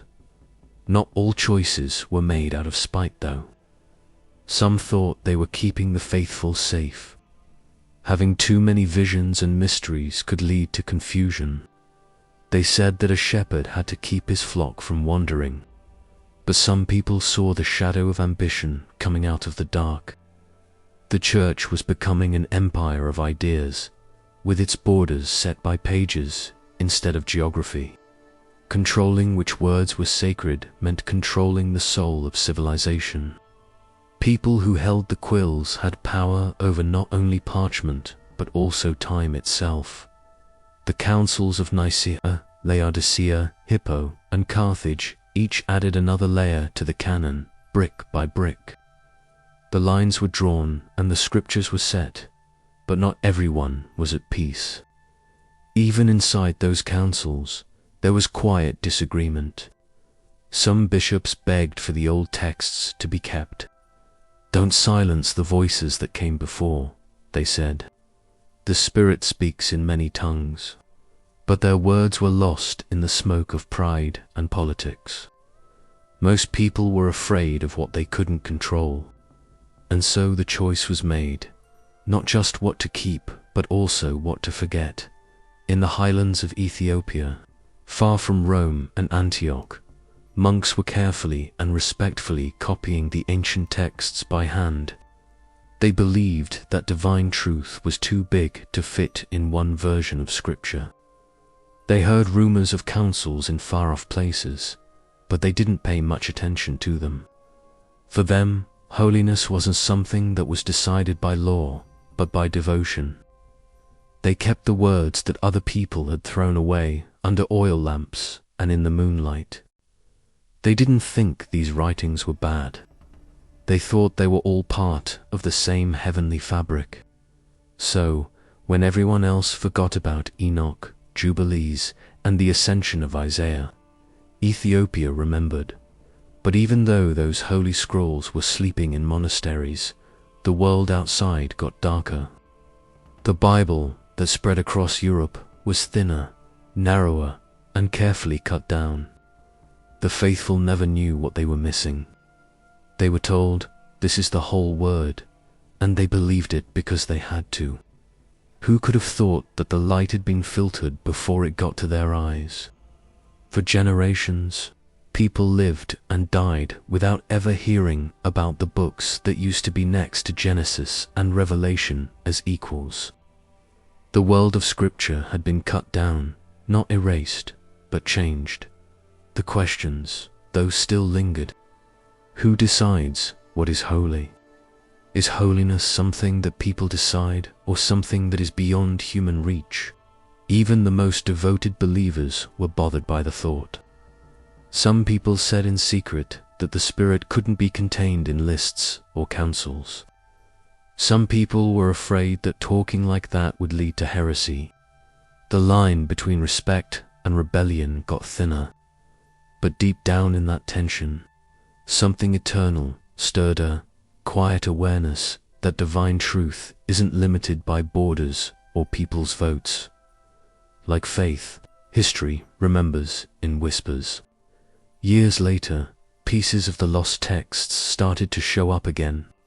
They were hidden in caves, buried in deserts, sleeping in the sands of Qumran and in the libraries of monasteries.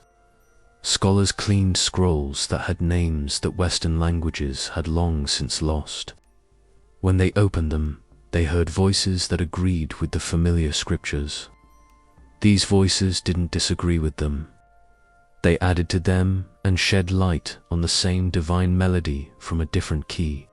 It was like the Bible had let out a breath after holding it in for too long.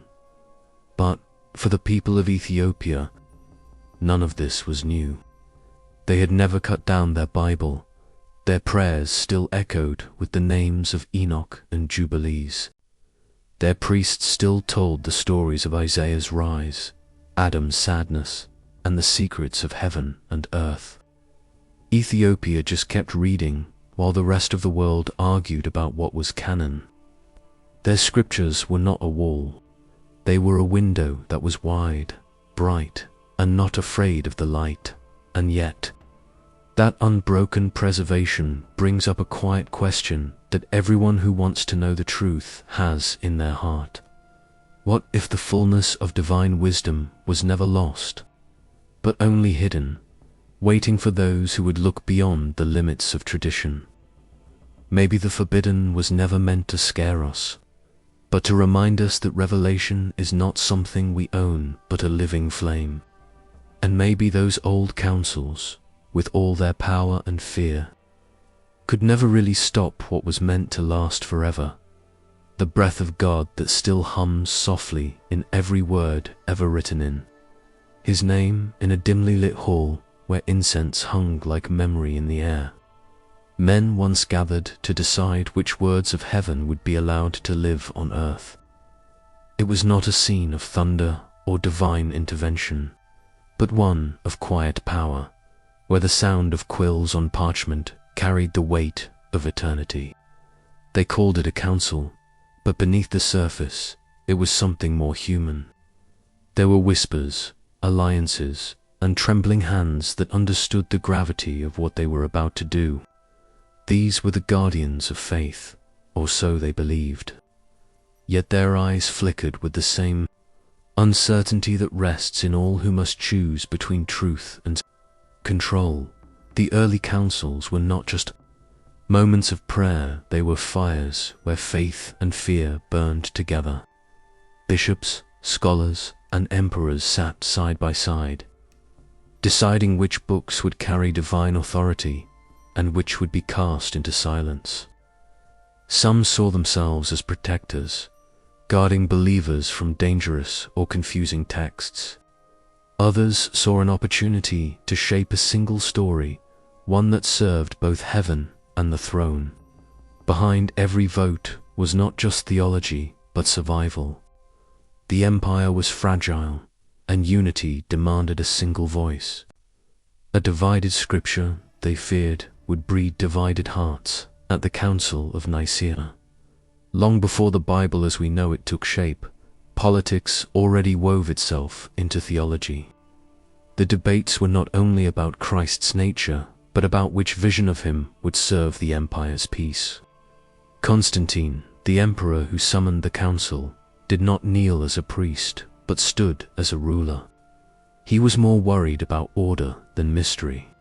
But the bishops must have known that God's truth was being filtered through people's needs as they argued with candles flickering between their faces. They talked about the Spirit's guidance, but each man had his own revelation and his own fear of being on the wrong side of power or eternity. More councils would come after this one, each one closing off more and more of what was thought to be sacred. The Council of Laodicea, the Synod of Hippo, and the Council of Carthage all drew lines on heaven's manuscripts that could not be seen. People talked about books like Enoch, Jubilees, and the Shepherd of Hermas in low voices. Some people loved them because they were beautiful and because they were full of mysteries about angels and God. Some people hated them and said they made people think about things that shouldn't be thought about. And so the talks went on, with holy men arguing not only about doctrine, but also about fate. An old scribe might have whispered in one corner, "What if we are burying light?" Someone else, afraid of heresy, would have said, "Too much light blinds." That was the spirit of the councils, not outright malice, but a cautious love for control and a fear that too much wonder could shake faith. The councils didn't just burn candles, they also burned chances. As they set the limits of faith, they also left out a lot of mysterious things, like visions, dreams, and prophecies that were no longer part of the canon. Still, it's not hard to picture the people who made those choices, the man who thought about it before voting, the bishop who looked at the text that had been left out for too long, as if he could feel something divine slipping through his fingers, the scholar who couldn't sleep after deciding the fate of a book, wondering if he had silenced an angel's whisper. These weren't bad people. They were just men torn between their love for God and their desire for success, between God's truth and the world's need for order. Even though their robes were white, their hearts were not sure what to think. Some were motivated by faith, really believing they were keeping things pure. Others were afraid that different teachings would tear the church apart. Some were just politicians in religious clothing who knew that controlling the Bible meant controlling people's souls. Every empire knew this. The book that tells people what to believe also tells them what to do. So, the councils became a tricky game that walked the line between loyalty and power. Politics of faith didn't always wear a crown. It would sometimes hide behind the trembling voice of a theologian who wasn't sure if what he said would get him in trouble. Having the wrong opinion could lead to death or exile. The church was more than just a place to pray. It was a way to stay alive. To disagree meant putting everything on the line. And yet, outside the walls of the councils, monks still secretly copied forbidden texts, keeping bits of what had been banned. They also believed, but their faith was more about curiosity than control. They thought that even the dangerous parts of heaven should not be hidden. The canon, which is the official list of books, turned into a fortress over the next few hundred years.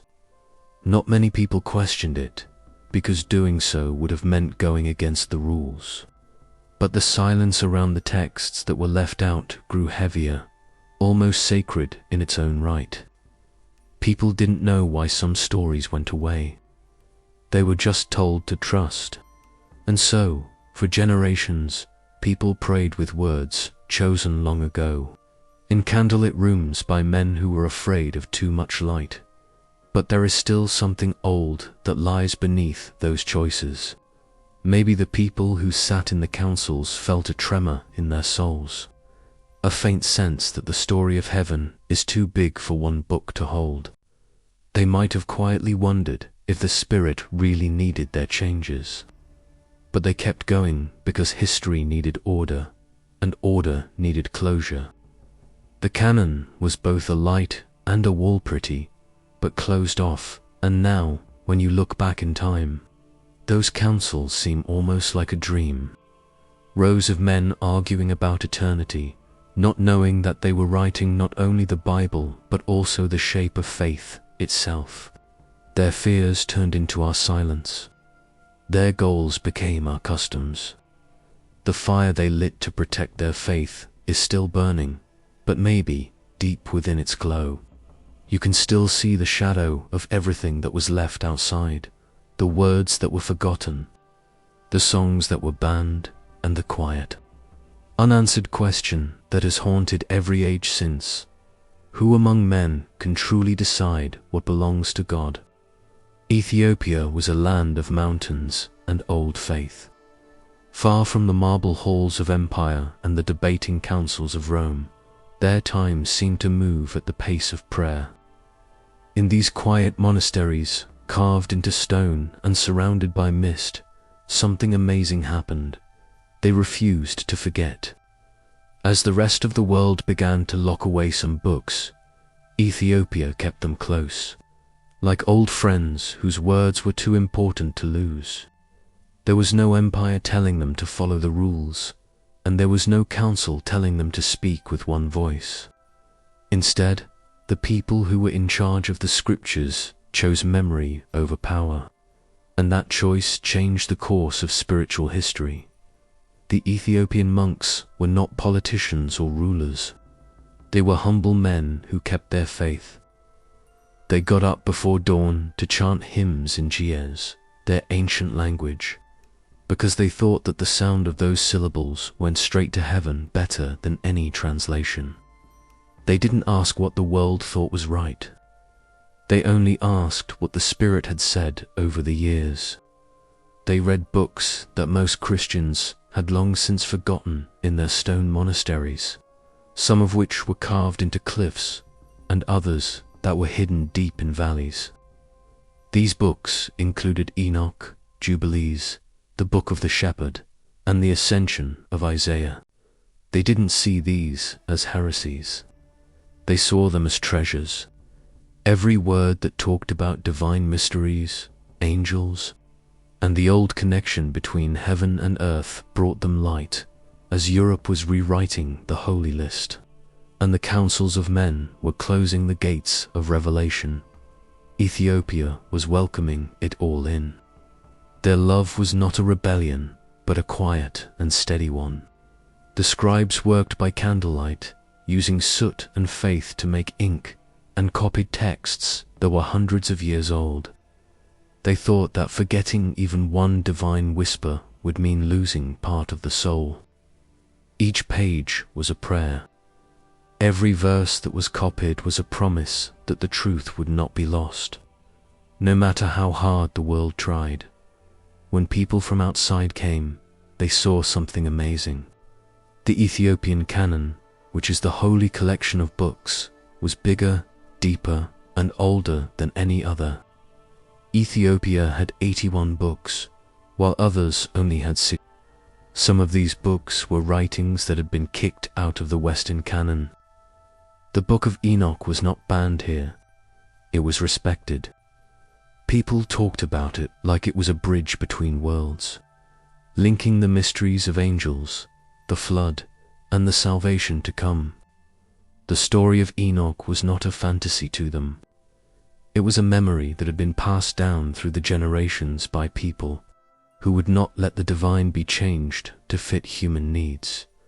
This was not just about religion. It was about who they were. Christianity in Ethiopia grew in a vacuum, away from the politics of empire.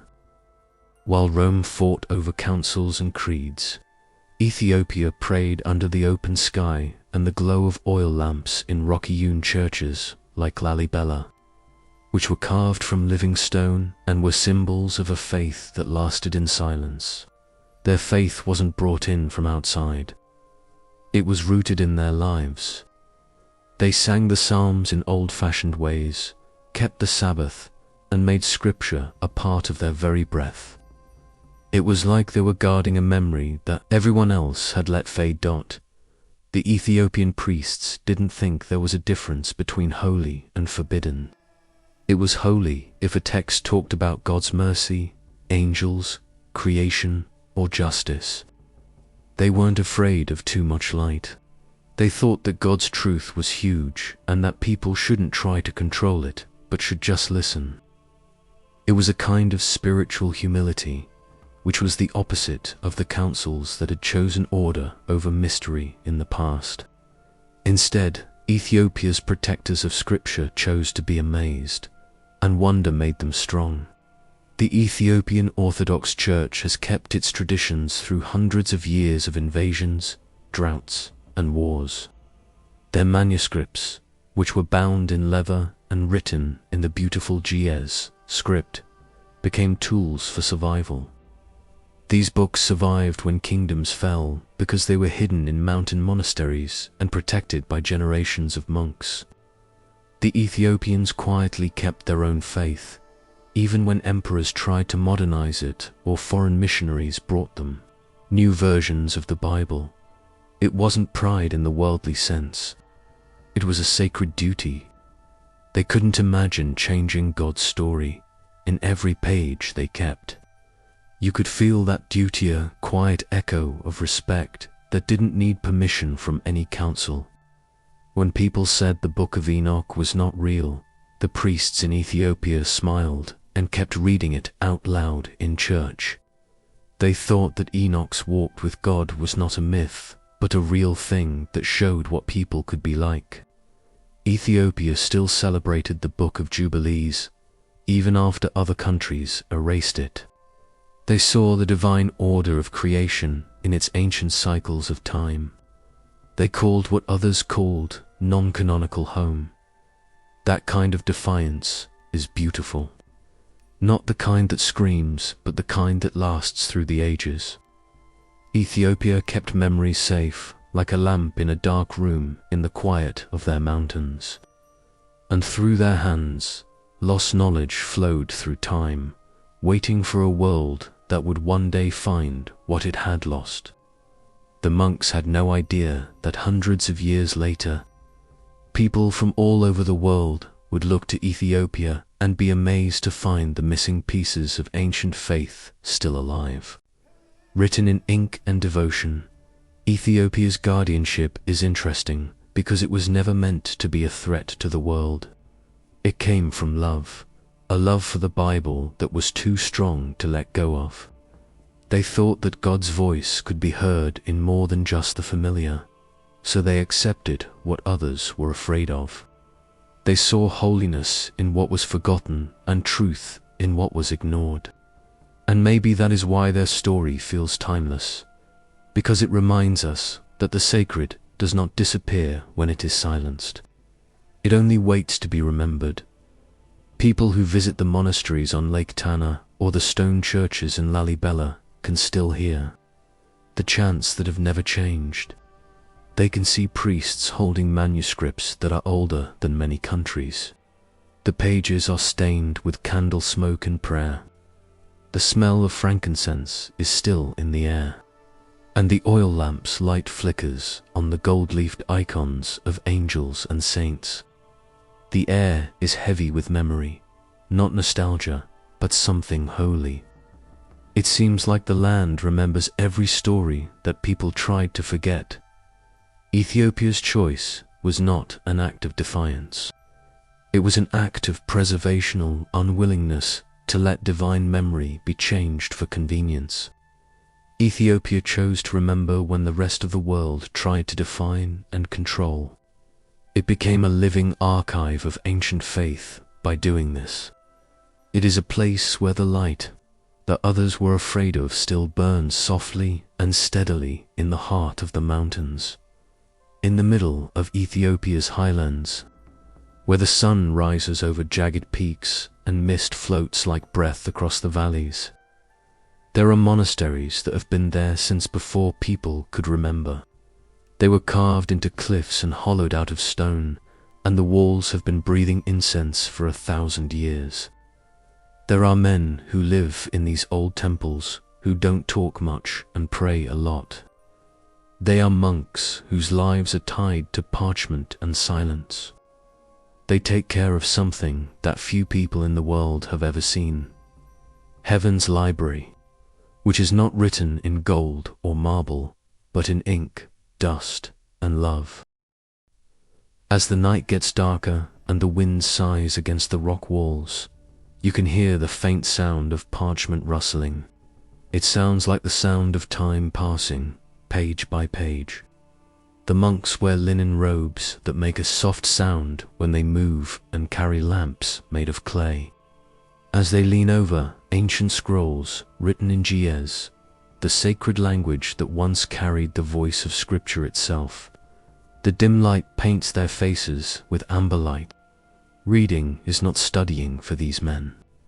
It is prayer. Every letter, curve of ink, and faded line has the breath of God in it. And as they copy or fix each fragile page, they do so with trembling respect, as if the words themselves might disappear if they are handled too roughly. They have protected these texts through famine, invasion, and the slow passage of time. The world outside changed. Empires rose and fell, and nations changed what was sacred. But the monks stayed here, the same. They didn't complain about losing books from other canons or talk about the politics of faith. They just kept going. There was resistance in their stillness, not loud, but strong. They remembered something that the rest of the world had forgotten. Sacred knowledge is not meant to be owned, but only protected for hundreds of years. People have tried to get into their world because of stories about hidden books and strange scriptures. Some came as scholars, others as conquerors, and many left without finding what they were looking for. The monks don't easily trust others. The library they protect is more than just a bunch of books. It's a promise between heaven and earth that those who have sworn to silence will keep safe. Only the abbot knows where the oldest scrolls are in some monasteries. They are buried under stone floors, wrapped in goatskin, and sealed off from the breath of time. They stay quiet, even when curiosity knocks on their doors, because revealing them would put their soul's duty at risk. The manuscripts themselves are very beautiful. The pages are made of animal skin that has been stretched and polished until it is smooth. The ink is made of soot mixed with honey and holy water. Many of them have gold halos, blue wings, and crimson robes painted on them by people who never signed their work. There are still faint fingerprints in the corners of these pages, smudges left by monks who are now dust.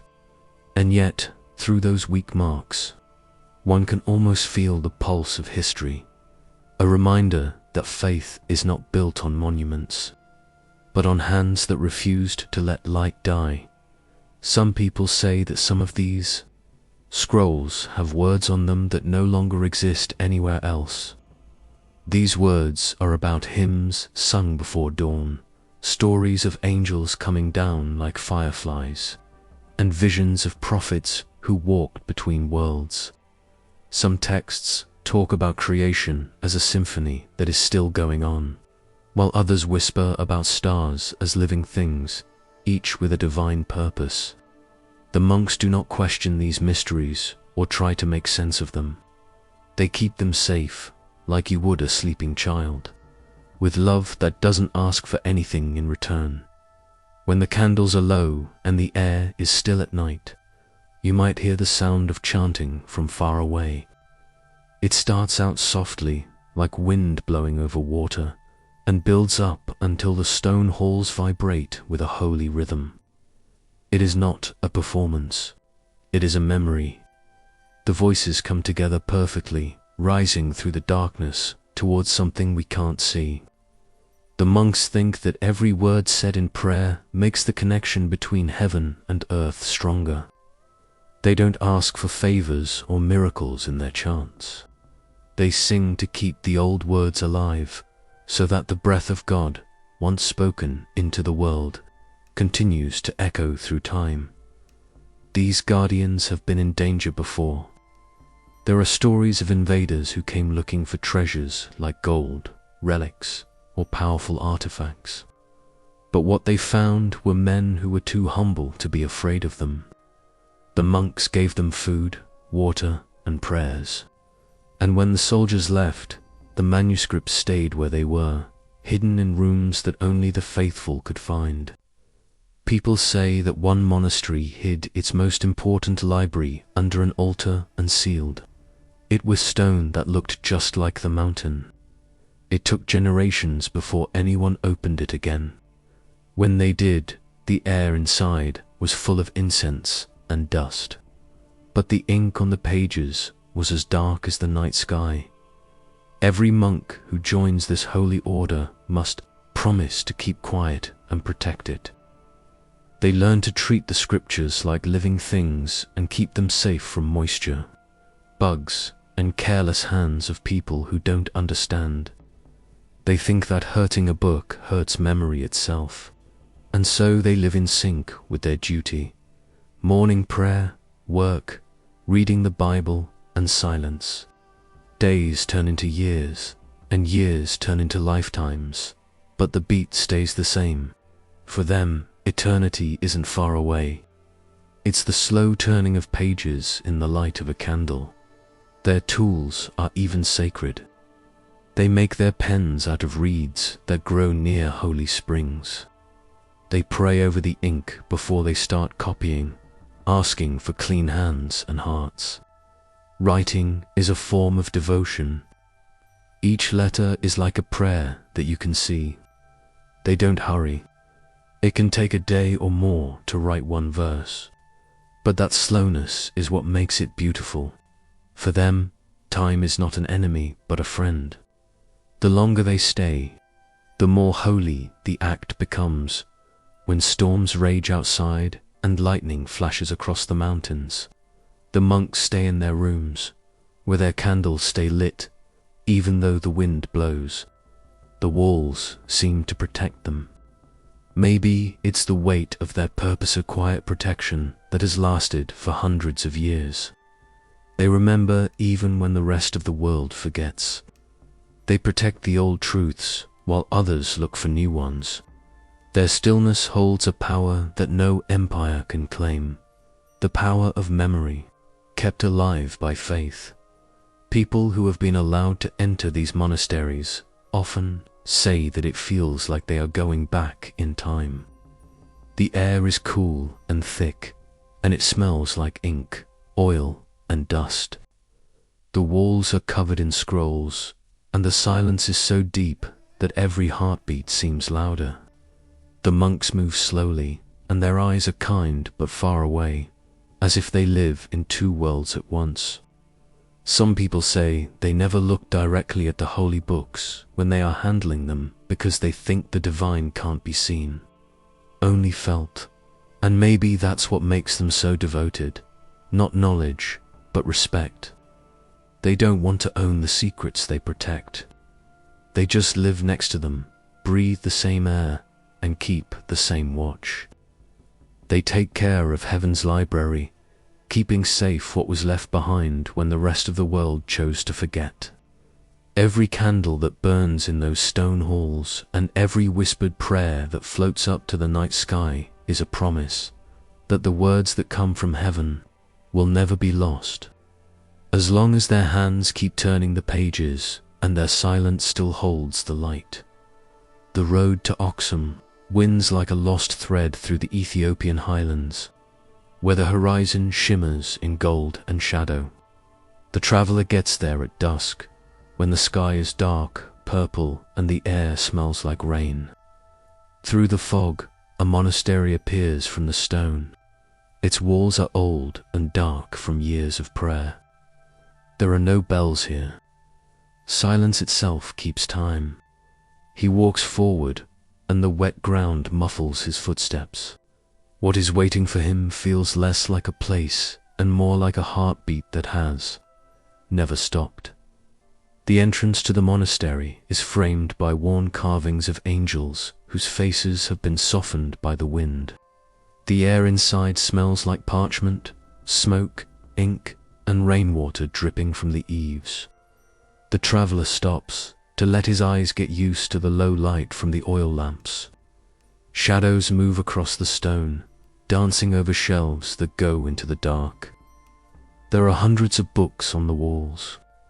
Some are cracked with age, while others shine like new bark. It is a place that remembers, with each page a pulse and each spine a whisper. A monk comes out of the silence, his steps soft and his robe the same color as the ground outside. His beard is gray and his eyes are old but kind. At first, he doesn't say anything. He just nods and motions for the traveler to follow. They walk down a narrow passage that smells like rain and beeswax, and the light that guides them shakes. The air gets thicker the deeper they go, as if time itself has come here and doesn't want to move. The monk takes him to a small door that is strengthened with iron. The traveler feels the weight of sacred stillness before he sees it when it opens.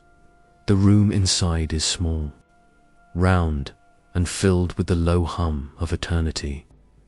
The ends of the scrolls are tied with faded cords, and they are stacked on wooden racks. Books wrapped in silk sit under glass, where the sunlight can't reach them. The monk lifts his lamp, and the traveler sees writing he can't read. There are letters shaped like prayer, curved lines, and looping symbols. It is Ge'ez, the holy language of the old scriptures, which is still alive here in writing and silence. The monk speaks softly, like wind through a hollow stone. This is what is left. We remembered what the world forgot.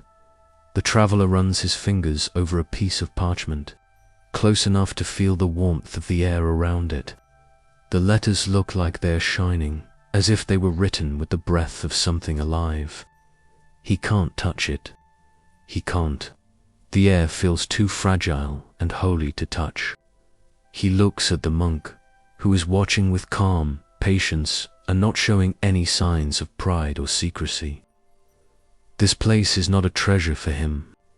It is a trust. Every book is a soul, and every word is a heartbeat of God. In the distance, thunder rolls, and rain starts to fall on the stone roof. The sound mixes with the soft rustle of pages being moved by the wind. The storm outside seems to want to get to them, but the walls stay strong, protecting what was almost lost for hundreds of years. The traveler thinks about how monks used to carry these books over mountains, hide them under altars, and bury them in the ground to keep them safe from people who wanted to destroy them. He imagines shaking hands tracing the same letters that are in front of him now, with ink mixed with both fear and faith. The monk starts to tell stories, but not like a teacher would. It sounds like he's remembering them out loud. He talks about scribes who copied the Book of Enoch by candlelight, with the light of divine fire on their faces. Of other people who kept the Book of Jubilees, which tells time in heavenly rhythms. He talks about how rain once flooded the valley, making them carry the scrolls higher into the mountains. Each monk held a bundle of texts against his chest like a child. The monk says, "We were told that the words themselves are alive. If they are destroyed, the world forgets how to breathe." His voice is so respectful that the traveler forgets to speak. As the monk carefully unrolls a scroll, he sees writing that is so fine it looks like it is woven into the parchment. There are small drawings between the lines, like angels going up, eyes of fire, and the wheel of heaven. The parchment is old and brittle, but the ink has not faded. "This," the monk says quietly, "was written before your grandfather's grandfathers were born. But when we read it, it sounds like it was written today." The traveler has the strange feeling that time itself is watching them, not eyes. He knows that the air is full of the sounds of every prayer that has ever been said here. He can almost hear them, like invisible threads, the soft breathing of those who used to sit in this same stillness. the murmur of Jia's chants, and the turning of pages. He feels small, but also connected to something big, like he's standing on the edge of a memory that belongs to the world. And not just the monastery. Hours go by without anyone noticing. The storm has stopped outside, and the smell of whetstone is still in the air. The monk takes him to a smaller, warmer room where a few younger monks are copying texts by hand. The light from the lamp makes their faces look calm and focused.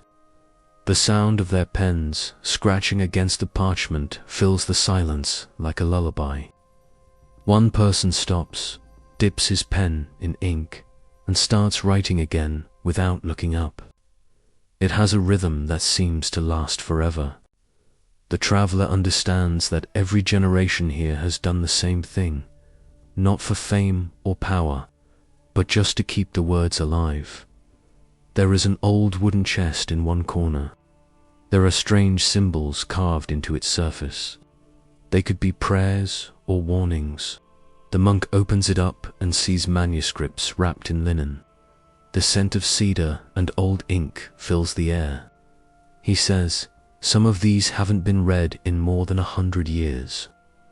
We keep them sealed until the right hands come to open them again." The traveler wants to know what that means, but the monk's tone makes him stop. He knows that some things are not meant to be explained, only felt. Finally, he goes outside and feels the cool air on his face. The rain has cleaned the ground, and the stars are starting to show up. They look bright and sharp against the night sky. From inside the monastery, soft chanting can be heard in the dark. The voices are low and musical, like waves crashing against the shore of time. The traveler turns around and sees the old stone walls, which are softly lit by the lamplight. He realizes that what he has seen is not just a library, but a living testament. These monks don't just take care of books. They also take care of breath, memory, and the thin line that connects people to God. The sound of chanting follows him as he walks away. It has a rhythm that seems to echo in his chest. He can't see the path ahead of him, but he doesn't feel lost. Somewhere behind those walls, words written thousands of years ago are still alive, passed down from generation to generation by hands that never wanted to own them, only to protect them. The traveler doesn't look back again. He knows that the monastery will stay the same as it always has, patient, quiet, and eternal. It is a hidden library under the stars, where time and light rest together in the soft breath of rain. The story of Enoch still hangs in the air in the quiet highlands of Ethiopia, where the morning mist hangs over the valleys and bells ring softly from monasteries that have been there for as long as anyone can remember. It doesn't just live in books or in sermons whispered under candlelight. It lives in the prayers of the faithful and in the songs of monks who still chant his name in G. The smell of incense and rain fills the air when the wind blows across the plateaus at dawn. You can almost hear his footsteps, gentle, certain, and eternal, still walking between heaven and earth. Enoch was never just a story to the people of Ethiopia. He was a bridge. His story, which was written long before Moses raised his staff or David sang his psalms, became part of the spiritual life of the land. The holy books that are still in their old churches say that Enoch walked with God not to gain power, but to gain understanding. His journey became the center of a faith that thought the heavens were close by and whispered to people who listened closely enough. The monks say that when Enoch died, the earth itself stopped for a moment, not knowing what it had lost. They think he didn't rise up as a prophet shouting in thunder, but as a humble man who was taken away by the quiet light of God in their hymns. They call him Idris, the one who spoke the language of angels, watched over the stars, and wrote down what he saw. They say he wrote down what he saw, like the sun moving, the song of the stars, and the names of angels who protect creation. His writings became the heart of the Ethiopian faith, like a whisper of the first light that ever touched the ground when priests in white robes walk through the stone courtyards of Lalibela or Aksum. Their chants often sound like the rhythm of his visions. They talk about his warnings about the Watchers, angels who fell in love with the beauty of human daughters, and how he cried when he saw what was going to happen to the world. His story became a mirror for the human heart, showing how divine longing can fade and how even the heavens can cry. In the quiet of monasteries, where night goes on forever, monks remember Enoch as the man who saw both the angel's sadness and the mercy that followed. In the illuminated manuscripts kept in the monasteries, Enoch's face is painted with his eyes wide open. He doesn't look scared or proud, but rather full of wonder. The artist paints circles of light around him, each one a place he went through on his way up. Some show him writing while winged beings bring him scrolls of fire.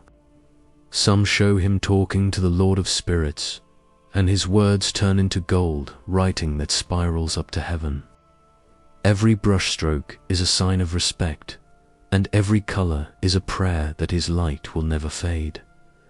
The Ethiopian faithful think that Enoch's words hold a secret about the universe, how light and darkness were woven together and how time began to breathe.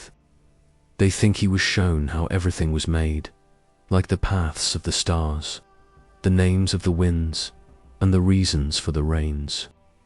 The Book of Enoch says that these revelations were not meant to make people powerful, but to make them humble. They taught that everything, from every grain of sand to every beam of light, has its own place and its own divine rhythm. To know it was to know peace. When priests read from Enoch's book, their voices still shake.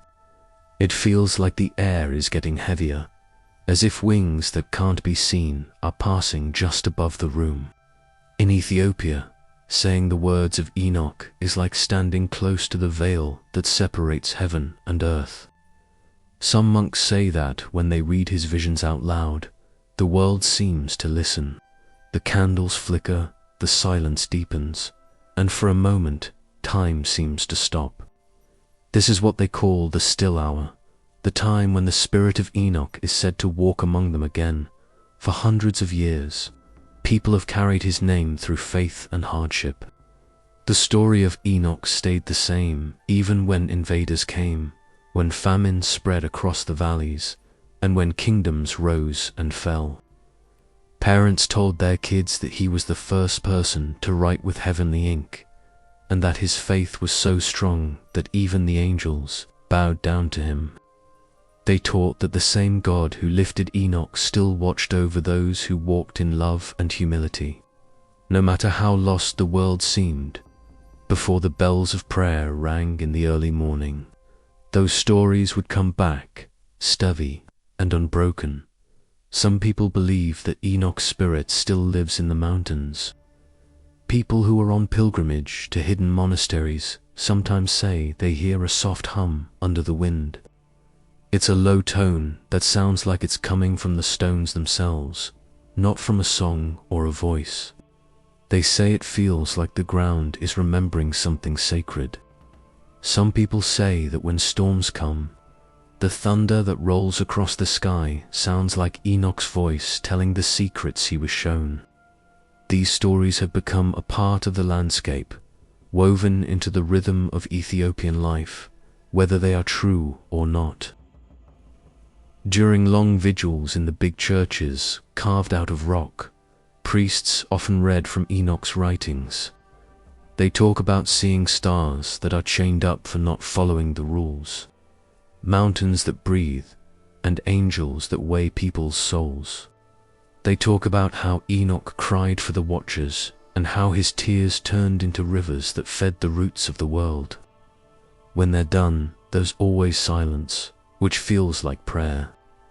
For the listeners, it is not only a tale from the past, but a reflection of what still lives within every heart: the longing to see, the desire to understand, and the courage to walk with God even when the path disappears into light. Ethiopia has carried that legacy not as myth but as memory. In their songs, Enoch is the one who never truly left, whose words still breathe through scripture and air alike. His story became a reminder that knowledge was never forbidden. It was sacred, meant for those who approached it with reverence. The monks say that his book is a mirror. When you read it, you do not only see the heavens, you see yourself reflected in its depths, your own spirit measured against eternity. The traveler who visits these monasteries might still find Enoch's story written on parchment darkened by time. The ink may be fading, but the light it speaks of remains untouched. Each line hums with quiet power, as though it remembers being written in the presence of angels. The monks who copy it now are part of a lineage stretching back thousands of years, their hands steady, their hearts patient. To them, every stroke of the pen is a prayer that his legacy endures at night. When the candles are extinguished and the mountains lie beneath a sea of stars, the story of Enoch continues in whispers. The wind passes through the narrow stone corridors like a voice retelling his ascent. Somewhere, far above the clouds, where light moves like water, perhaps Enoch still watches, his gaze gentle, his heart full of understanding. And below, in the land that never forgot him, the faithful still speak his name as they always have, believing that the man who once walked with God still walks beside them in spirit. Unseen but ever near, a quiet echo of heaven in the heart of Ethiopia, under the quiet veil of night. There are truths that whisper instead of shout, truths that hide not out of fear but out of reverence. In the story of sacred knowledge, light has always had a shadow, as if to keep men from touching it carelessly. The monks in Ethiopia knew this. They thought that some revelations were too bright to be seen in the open, and that even divine words needed to rest in silence. In their candlelit cells, with the air thick with frankincense, they would whisper prayers over old pages, knowing that each word was both beautiful and dangerous. Once knowledge was free, it could either heal or hurt. So, instead of being owners, they protected it like caretakers of a fragile dawn. There has always been something strange about light. It shows the way, but if you look too closely at its source, it will blind you. People's desire to understand an endless need to often burns to hot, hurting what it touches. The lost scriptures, the forbidden books, and the heavenly secrets all came from the same divine spark that started everything. But when the world reached for them with pride instead of humility, the light pulled back. What is left are pieces, broken mirrors of heaven that show both glory and ruin. Ethiopia saw purpose in those broken reflections. They thought light should be hidden, not because they were afraid or greedy, but so that the heart could honestly look for it. Monks whispered about the balance between knowing and believing in monasteries carved into the mountains. They didn't see the hidden texts as tools of power. They saw them as living proof of God's mystery. Reading them could change you. Some tales spoke of angels who fell for sharing too much light and prophets who shook before words that shone like fire. People said that Enoch, who walked with God, got knowledge that made the line between body and spirit less clear. The light that came through him was both a blessing and a burden. It reminded him that once you see heaven, you can never walk easily on earth again. As night fell over the highlands, the idea of sacred concealment became a part of Ethiopian spirituality. Light wasn't meant to get rid of all shadows. It was meant to dance with them. The monks said that even the most holy revelations could be dangerous if they were raised too early in the day. They wrapped their scrolls in layers of cloth, sealed them in stone rooms, and hoped that time would tell when they would be found. For them, hiding wasn't denial. It was devotion. The shadow protected the light. The idea that not everything has to be understood all at once brings me a strange sense of peace. The stars don't tell their whole story. They shine and give us pieces of eternity. The holy books also have patterns of hiding and finding things. The light of Enoch's visions, the wisdom of Jubilees, and the prophecies of Isaiah all shine softly in the folds of history. People who want to find them must learn to look with the eyes of patience, because revelation doesn't shout. It hums softly like a song in the distance. The Ethiopians got this beat. They weren't devoted to having things. They were devoted to keeping things safe, keeping the balance between what was seen and what was not. There was a heartbeat in every hidden word. Every verse was a vessel of divine breath, and to disturb it without respect was to risk breaking more than parchment. It was to destroy harmony. People outside of Ethiopia often didn't see this. Scholars, councils, and kings fought over which words were God's and which weren't. They drew lines of power across the pages of heaven. But in the quiet of Aksum and Lalibela, the monks smiled softly at all the noise. They knew that silence couldn't erase the truth or make it less true. Light is patient. It waits in the shadows, sure that those who really want to find it will dot to hold. Light is to carry both hope and danger. A lot of people who came into contact with sacred wisdom were changed forever. Some were blinded, and others were enlightened. The stories tell of angels watching over gates of fire and prophets whose tongues burned with the weight of what they had learnt. Maybe that's why the divine hid itself in words, in language that was strong enough to last through the ages, but still mysterious enough to keep its meaning safe. The Ethiopians thought that only a humble heart could read such texts. The hidden books were like mirrors. They showed the reader's soul as much as they showed heaven. A monk might sit alone in the quiet time between midnight and dawn, tracing faded lines of Gia's script with shaky fingers. The ink, which was hundreds of years old, would still be warm. The wind would blow through the cedars outside, bringing back memories of prayers that had been said long ago. In that quiet, he would feel the paradox that had shaped his faith. The holiest truths are the ones that hide until you're ready to find them. Knowledge was never meant to rule the world. It was meant to wake up the soul. This might be why the hidden canon survived when others died. Not only was it kept, but it was also protected by respect, hidden in mystery, and kept safe by silence. The light that was under the shadow was never gone.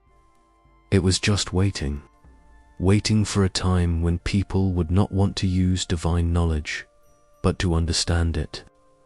The candles still burn in those mountain sanctuaries, and the flames are gentle and steady. They remind the faithful that revelation is not a fire that burns, but a soft light that shows the way. The light hides itself so that it can be found again by those who know how to see in the dark dot, in the quiet halls of ancient Ethiopia, where candlelight made the walls of monasteries shake with gold. The number 81 became more than a number. It became a song of divine wholeness. Every book in the Ethiopian canon had a pulse, a rhythm that echoed through the ages and told stories of creation, prophecy, struggle, and redemption. People say that when the sacred keepers gathered the scriptures, they didn't count them like people count their things. They counted them like shepherds count their flock. There were 81 books, and each one was a living thing. Together, they made a whole that looked like the universe. The Ethiopian Bible is different from all the others because it has a different way of breathing, not because it says it is better.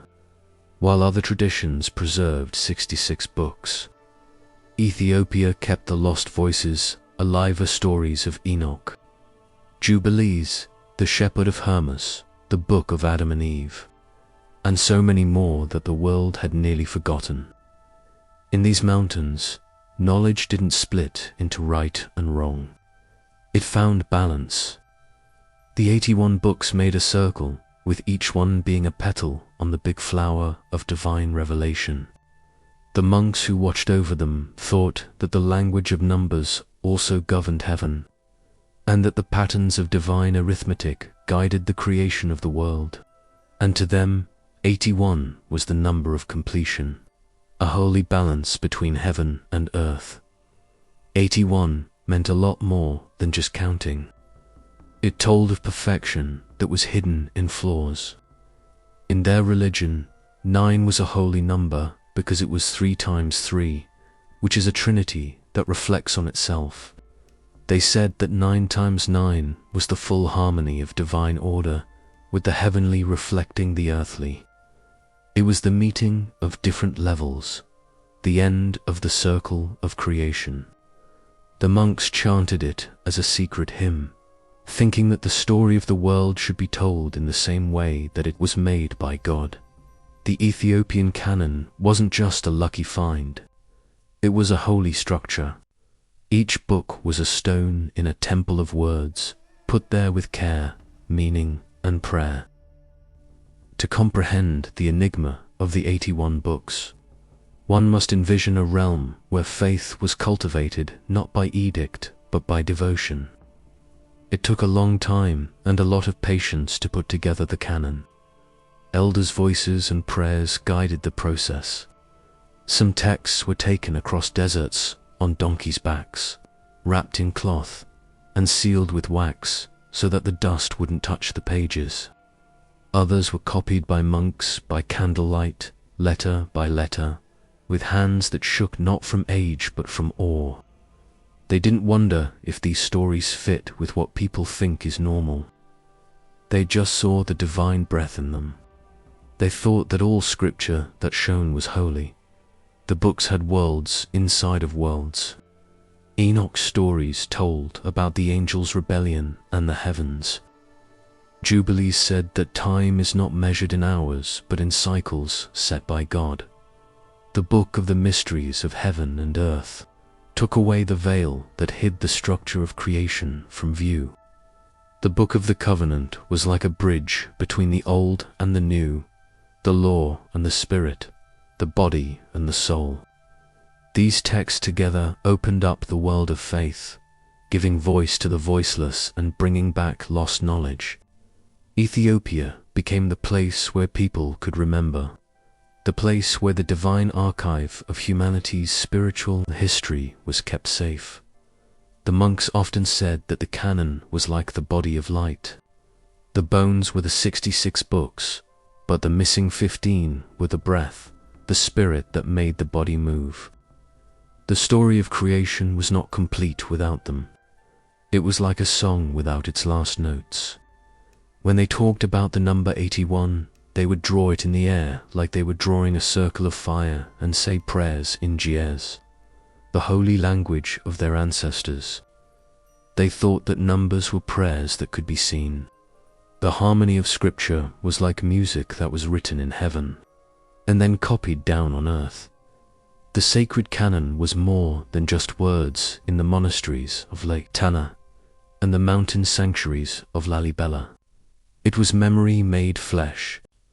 The monks thought that each book was a gate to knowledge, and that together they made a maze that only the faithful could walk through.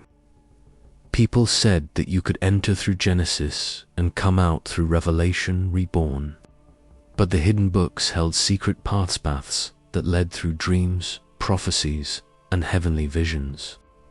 The number 81 stood for both the completeness of divine revelation and the never-ending search for it. The reader was supposed to feel like the story was still going on. Even after the last book was closed, the elders tell stories about how the number 81 was shown to an old abbot in a dream.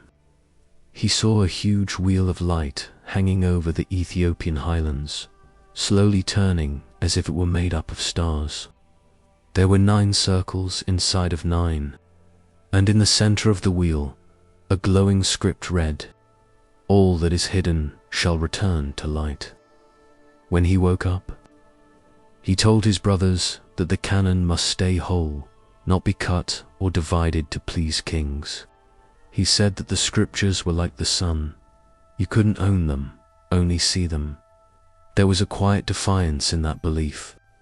When other countries changed their Bibles to fit their empires and councils, Ethiopia kept the original voice safe. They didn't see power in the number 81.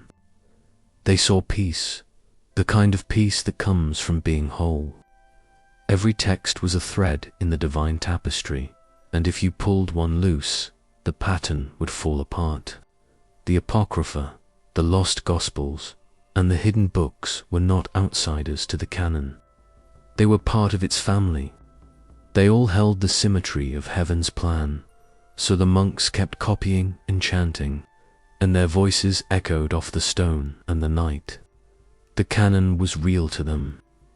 The number 81 didn't stay the same. It pulsed like a heartbeat, showing that divine truth could never be limited by human limits. The Ethiopian Bible was a silent proof that faith, like creation, could not be made smaller. It could only grow. The symmetry of 81 reminded them that everything, from light and shadow to heaven and earth, body and spirit, was held together by the same divine geometry. When the candles burned low and the rain whispered against the roofs of the monastery, you could almost feel the rhythm of the 81 books and the steady breathing of a truth too big for one age to hold. The monks would close their eyes and listen. They thought they could hear the sound of the universe reading itself in that stillness. It was the harmony of the divine library which turns slowly through time, with every book being a star and every star being a verse of God's eternal song. In the quiet glow of an Ethiopian night, when the air is thick with the smell of frankincense and history, the old pages whisper words that are somewhere between prophecy and poetry. The hidden books, which have been kept in the folds of monastery walls for a long time, talk about both what was and what will happen in the future. They are prophecies carved into time, not just written on paper, but also carved into the very pulse of the universe. Reading them is like walking along the edge of forever, where the past and the future become one long sigh.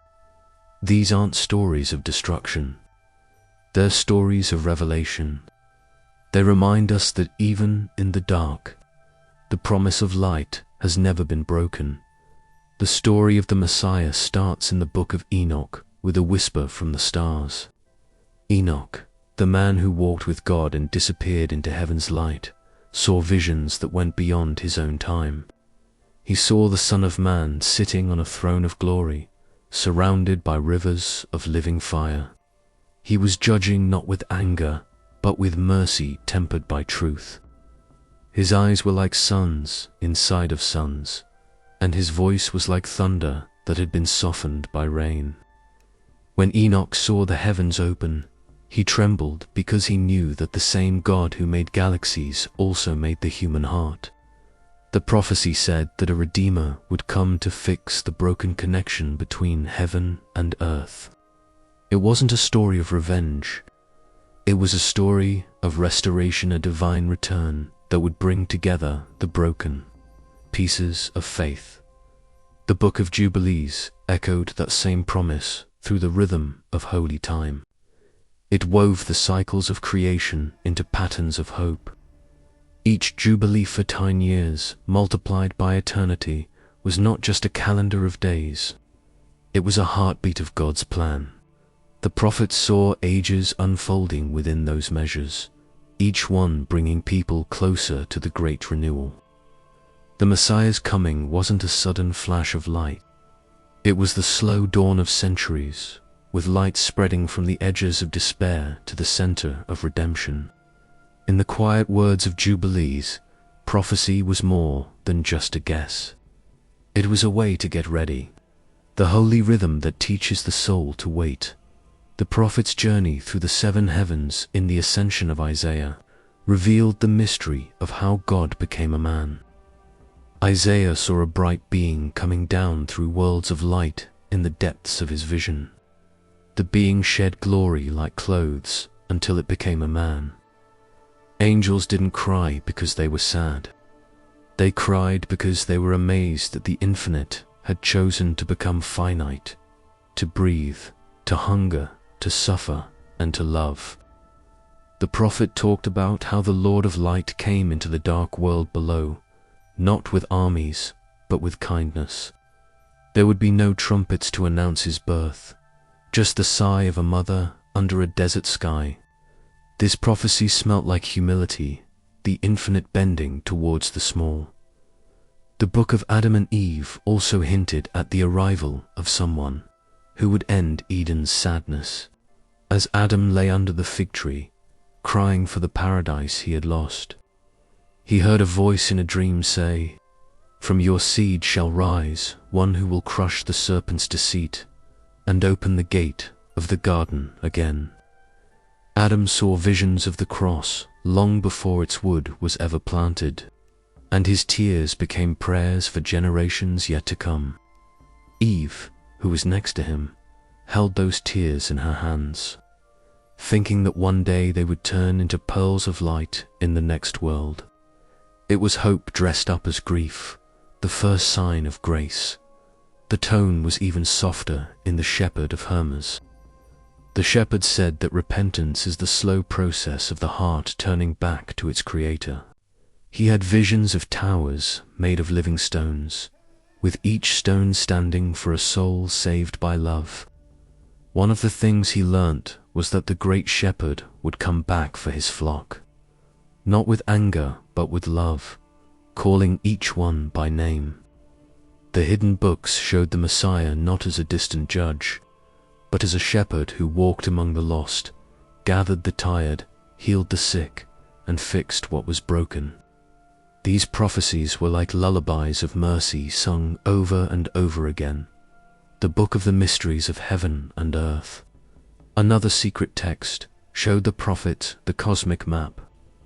He thought of the stars as living witnesses, each one writing down the story of creation in light. It said that the heavens were not indifferent. They took part in prophecy. The stars would line up when the Messiah was born, and a heavenly language would spell out salvation across the sky. Every time the sun went down, a star rose, or the wind blew through acacia trees. It was a line in the never-ending song of God's will. The universe wasn't quiet. It was waiting. The Ethiopian monks who kept these prophecies safe read them by the light of oil lamps, and their chants were as soft as breathing. They didn't find prophecy scary. It gave them comfort. It reminded them that God's light could reach any age, no matter how dark it was. They thought of history as a huge piece of embroidery, where even pain was a thread in a bigger picture of beauty. Their holy books said that the end of the ages would not be the end of the world, but a change. The old world would shed its old skin to reveal a new creation underneath. One part said, "The light that was hidden shall break forth like dawn upon the hills of Zion." There were prophecies that spoke of judgment, but even those were full of love. The Book of Enoch told the story of how the fallen watchers would be punished. But even there, mercy shone through like dew on the grass. Every warning was followed by a promise that those who wanted to do the right thing would be safe in the shadow of the Almighty. The Messiah would be both a witness and a place of safety, a link between the dust of this world and the fire of heaven. The books didn't mean the end of time to mean destruction. They meant waking up, not in silence, but in song with the world end. There were verses, now almost forgotten, that said the trees of the earth would sing again, their roots soaking in rivers of living water. Mountains would bow not out of fear, but out of respect, and the sky would open up to show the hidden kingdom that had always been there. When the hearts of men are turned to light, says an old line, the stars shall dance again, and the word shall dwell among them. It is as if the hidden books knew that people would always want something more than what they can see, something that feels both ancient and near. In the 81 holy books of the Ethiopian canon, prophecy was not a distant sound but a living flame. The monks thought that every reading was a way to start over, and that saying a verse brought its promise back to life. As they chanted slowly and in time, time seemed to slow down, as if the past and the future were both kneeling at the same time. The prophecies carved in time were never meant to scare or control people. They were meant to calm them down and remind them that the story of light goes on. The coming of the Messiah was not just one event in history. It was a rhythm that was woven into existence. It is still a gentle pulse that moves through the world, bringing everything back to the dawn. The holy words of the Ethiopian Bible have lasted through centuries of wind and war, empires that rose and fell, and stars that were hidden behind clouds. They were always there, even when they couldn't be seen. Time, with its restless hands, changed kingdoms and languages, but these words stayed the same, protected by silence. In the quiet of monasteries carved into mountains, ink became memory and parchment breathed with the patience of forever. Every letter written in Ge'ez seemed to have both meaning and devotion. Every curve and mark was a prayer that would never die. The world outside may have forgotten, but the words themselves waited, folded in the quiet light of dawn. Under layers of dust and respect, picture a monk in the 1100s sitting by the dim light of an oil lamp, his hands shaking a little as he copies a line from a book that his ancestors copied 1,000 years ago. The night is cold, and the sound of crickets and the wind is low. He dips his quill into a small jar of black ink that looks like obsidian and starts over. One stroke, one breath, one heartbeat. It seems like time has to stop for each word to be born. The smell of parchment, smoke, and cedar fills the air around the monastery walls. He knows that the ink will still be there when his hands are gone. That is the promise between man and word, that faith can last longer than flesh. Outside the walls of the monastery, kingdoms were rising and falling like waves. The Roman Empire had become a myth. The Crusaders marched under banners of fire, and countries far away argued about which books were holy and which should be forgotten. But in Ethiopia, the argument was already over, not by power or counsel, but by time. The monks didn't argue about being holy. They lived it. They weren't silent because they didn't know what to say. They were resisting. For them, keeping the word was a form of worship. They thought that silence was the language of eternity and that heaven heard them when they were still. For hundreds of years, people copied the manuscripts by hand, which took years. It took a long time for each book to be born. The vellum pages were made from goatskin that had been scraped thin in the sun until they were almost see-through. The inks were made by mixing soot, gum, and river water, and they were held together by prayer. Some people used crushed leaves and berries to make soft colors, like brown for borders, red for divine names, and gold for blessings. Like a gift, each page shone. People said that when the ink dried, it trapped not only words, but also breath, which was a faint echo of the scribe's devotion. Every year, rain fell on the highlands. The stone monasteries got darker as they got older, and the murals faded into soft colors. And still, the manuscripts stayed in their wooden chests, wrapped in linen, and were protected by generations of people who promised to keep quiet. Some were buried during wars, under the floors of chapels.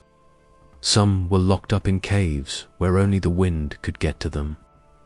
The monks thought the word was alive, and that if they kept it safe, it would speak again one day.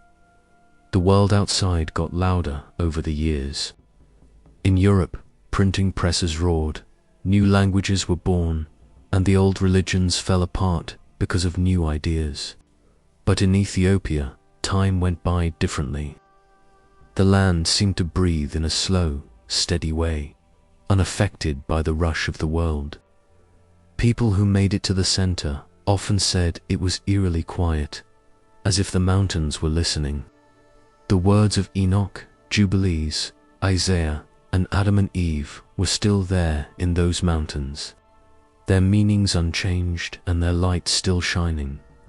There were times when the silence was almost broken, like when fire threatened to destroy the monasteries, or soldiers came looking for treasure. But somehow, the scriptures lived on. It was as if unseen hands were protecting them, as if time itself had been told to do so. The monks used to say that angels protected their libraries, but not with swords. Instead, they used shadows.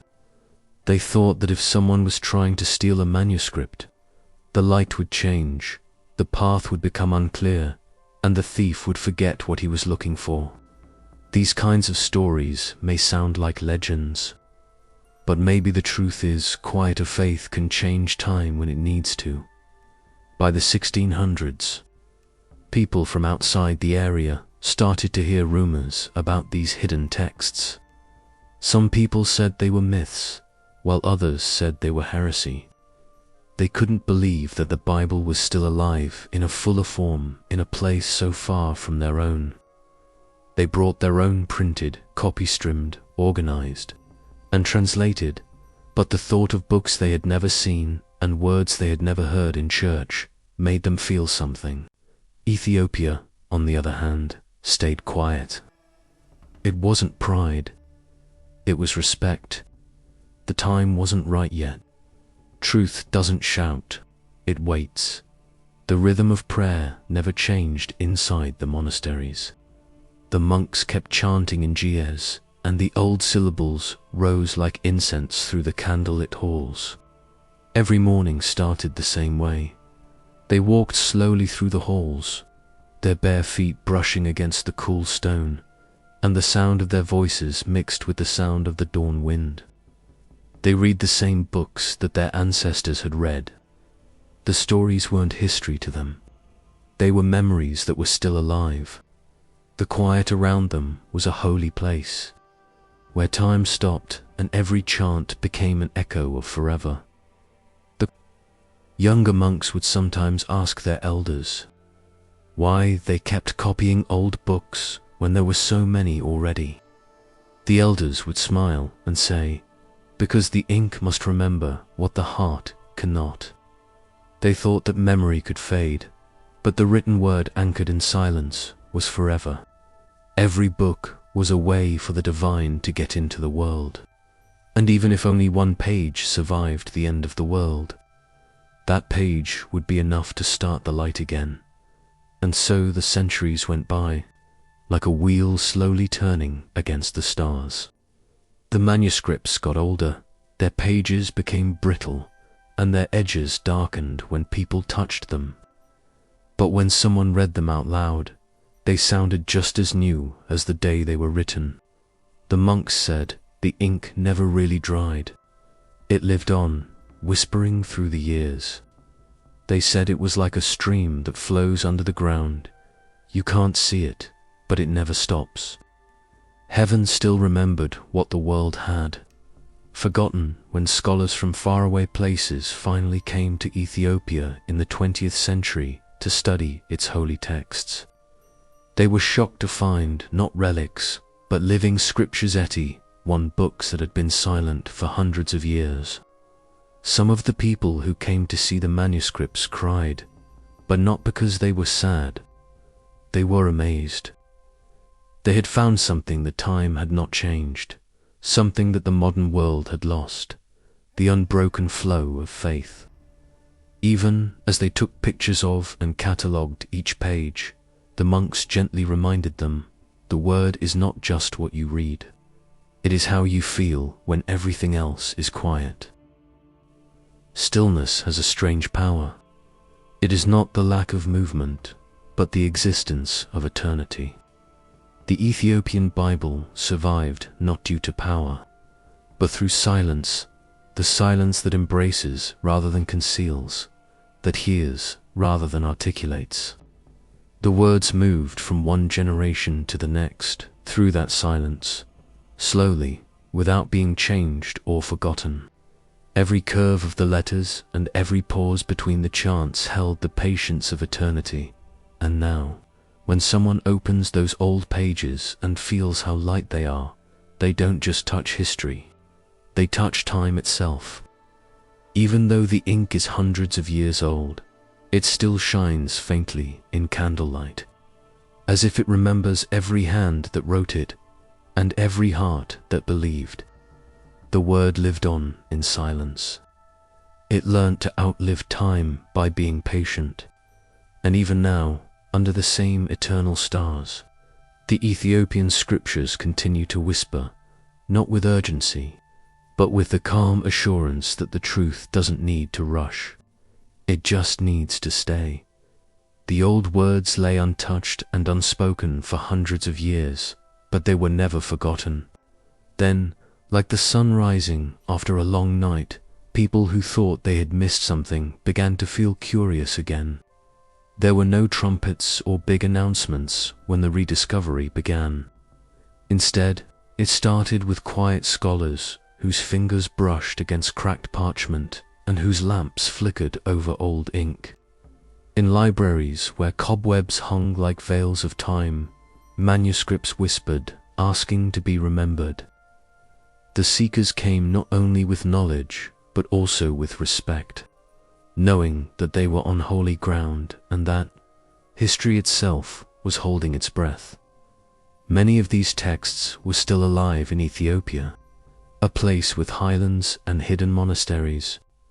Monks kept them safe and slept with them. Modern explorers and theologians were almost magnetically drawn to the mysterious Ethiopic canon when they heard about it. They crossed mountains where clouds touched the ground and came to stone monasteries where the sound of prayer still hung in the air.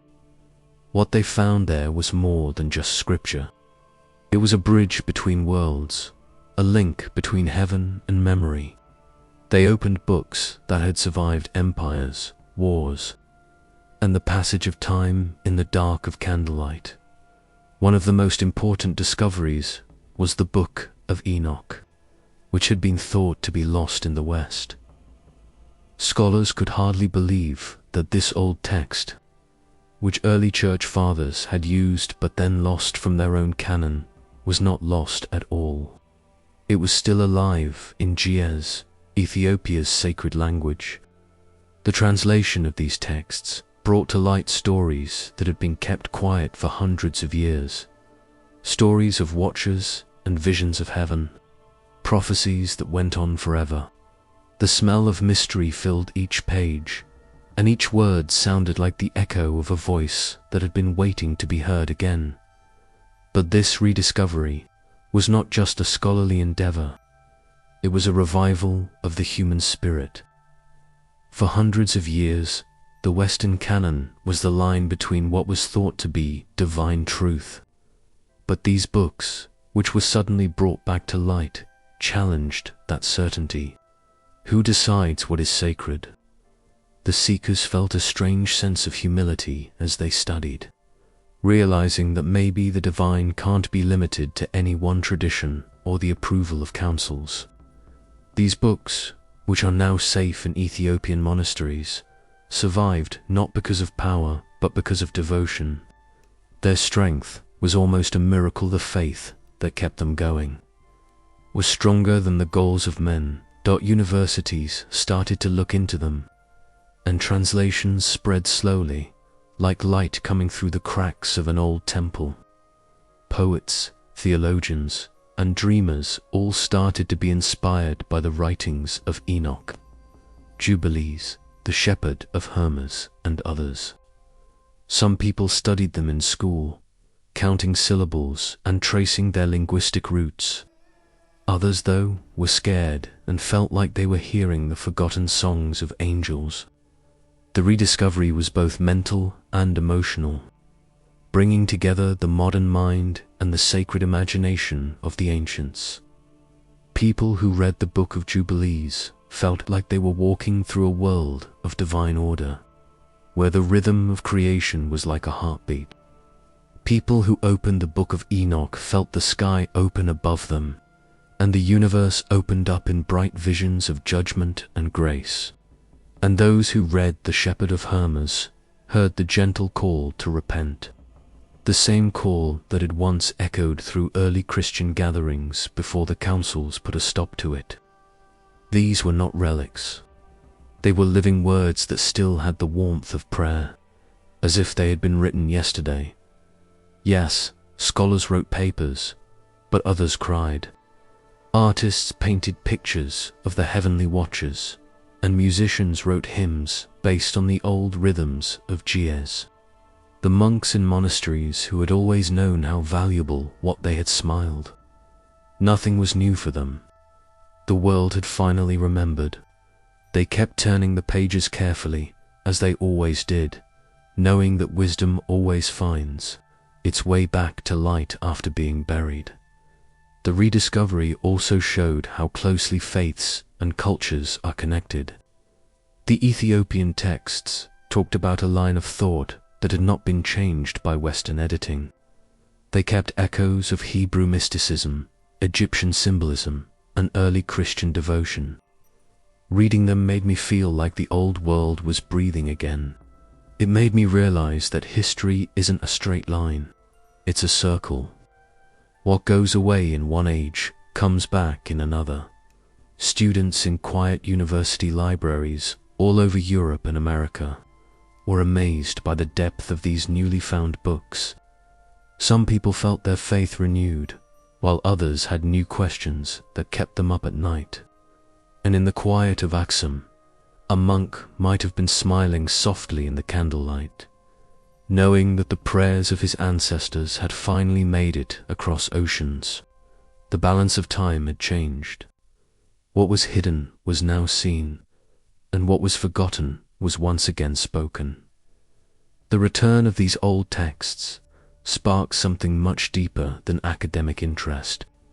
It awakened a desire in all of humanity, a desire for connection, for the parts of our story that were lost or erased. The rediscovery wasn't just about books. It was also about remembering who we were before history was changed. Each manuscript became a thread that wove back into the great tapestry of God's memory. The seekers understood that they weren't just finding the past. They were responding to a call that had been echoing through centuries of quiet. And so the words traveled again, not on the backs of kings or conquerors, but on the backs of humble translators and readers who sat up late at night with a lamp and turned the same pages that had survived deserts and dynasties. The rediscovery became a way to honor the past, a quiet return to the beginning when the sacred was not something far away or institutional, but something whispered to those who were brave enough to listen. The scholars and seekers knew in their hearts that they were not only studying old texts, they were also being studied by them. They could almost feel the fragile parchment breathe as they leaned in close to it. The words seemed to remember them too, as if they were waiting for their eyes to arrive. It was as if the story had always known that this moment would come, when the silence would break and the light would fall again on the sacred script of time. They come softly, like the wind blowing across the mountains, voices that used to speak to hearts that are now buried in time. They don't yell or demand to be heard. They come, instead, like a whisper at dusk, moving through the rustling leaves and the low hum of the earth. These are the prophets that people have forgotten. Their words were scattered like seeds over the years, and they only came back when people were ready to hear them. Their message isn't new, but it feels new because truth doesn't get old. It just waits for someone to remember it. The pages that have lasted through the years hum softly with their presence. If you listen closely enough, you can almost hear them, the rhythm of Enoch's visions, the sad beauty of Baruch's lament, and the strong faith of Tobit's prayer. Each hidden book has its own voice, like a choir of souls from different times, singing their own part of a heavenly song. Some voices shake like candlelight, while others are deep and resonant, like they are coming from the huge chambers of heaven. They come together to make a harmony of memory, which shows that people are always talking to God. Enoch speaks first, as he always does. He was the one who walked with God and never died. His words rise like mist from an old valley and talk about the places above the stars, where angels come down and watchers look down on the earth. He doesn't judge. He teaches. His voice is not thunder or fire. It is the silence before the truth comes out. Look to the heavens, he whispers, for they are the mirror of what you carry within. When his voice fades, it leaves behind a sense of awe that makes the listener feel both small and infinite at the same time. Then Baruch, the scribe who cried for his people when he saw the ruins of Jerusalem, comes.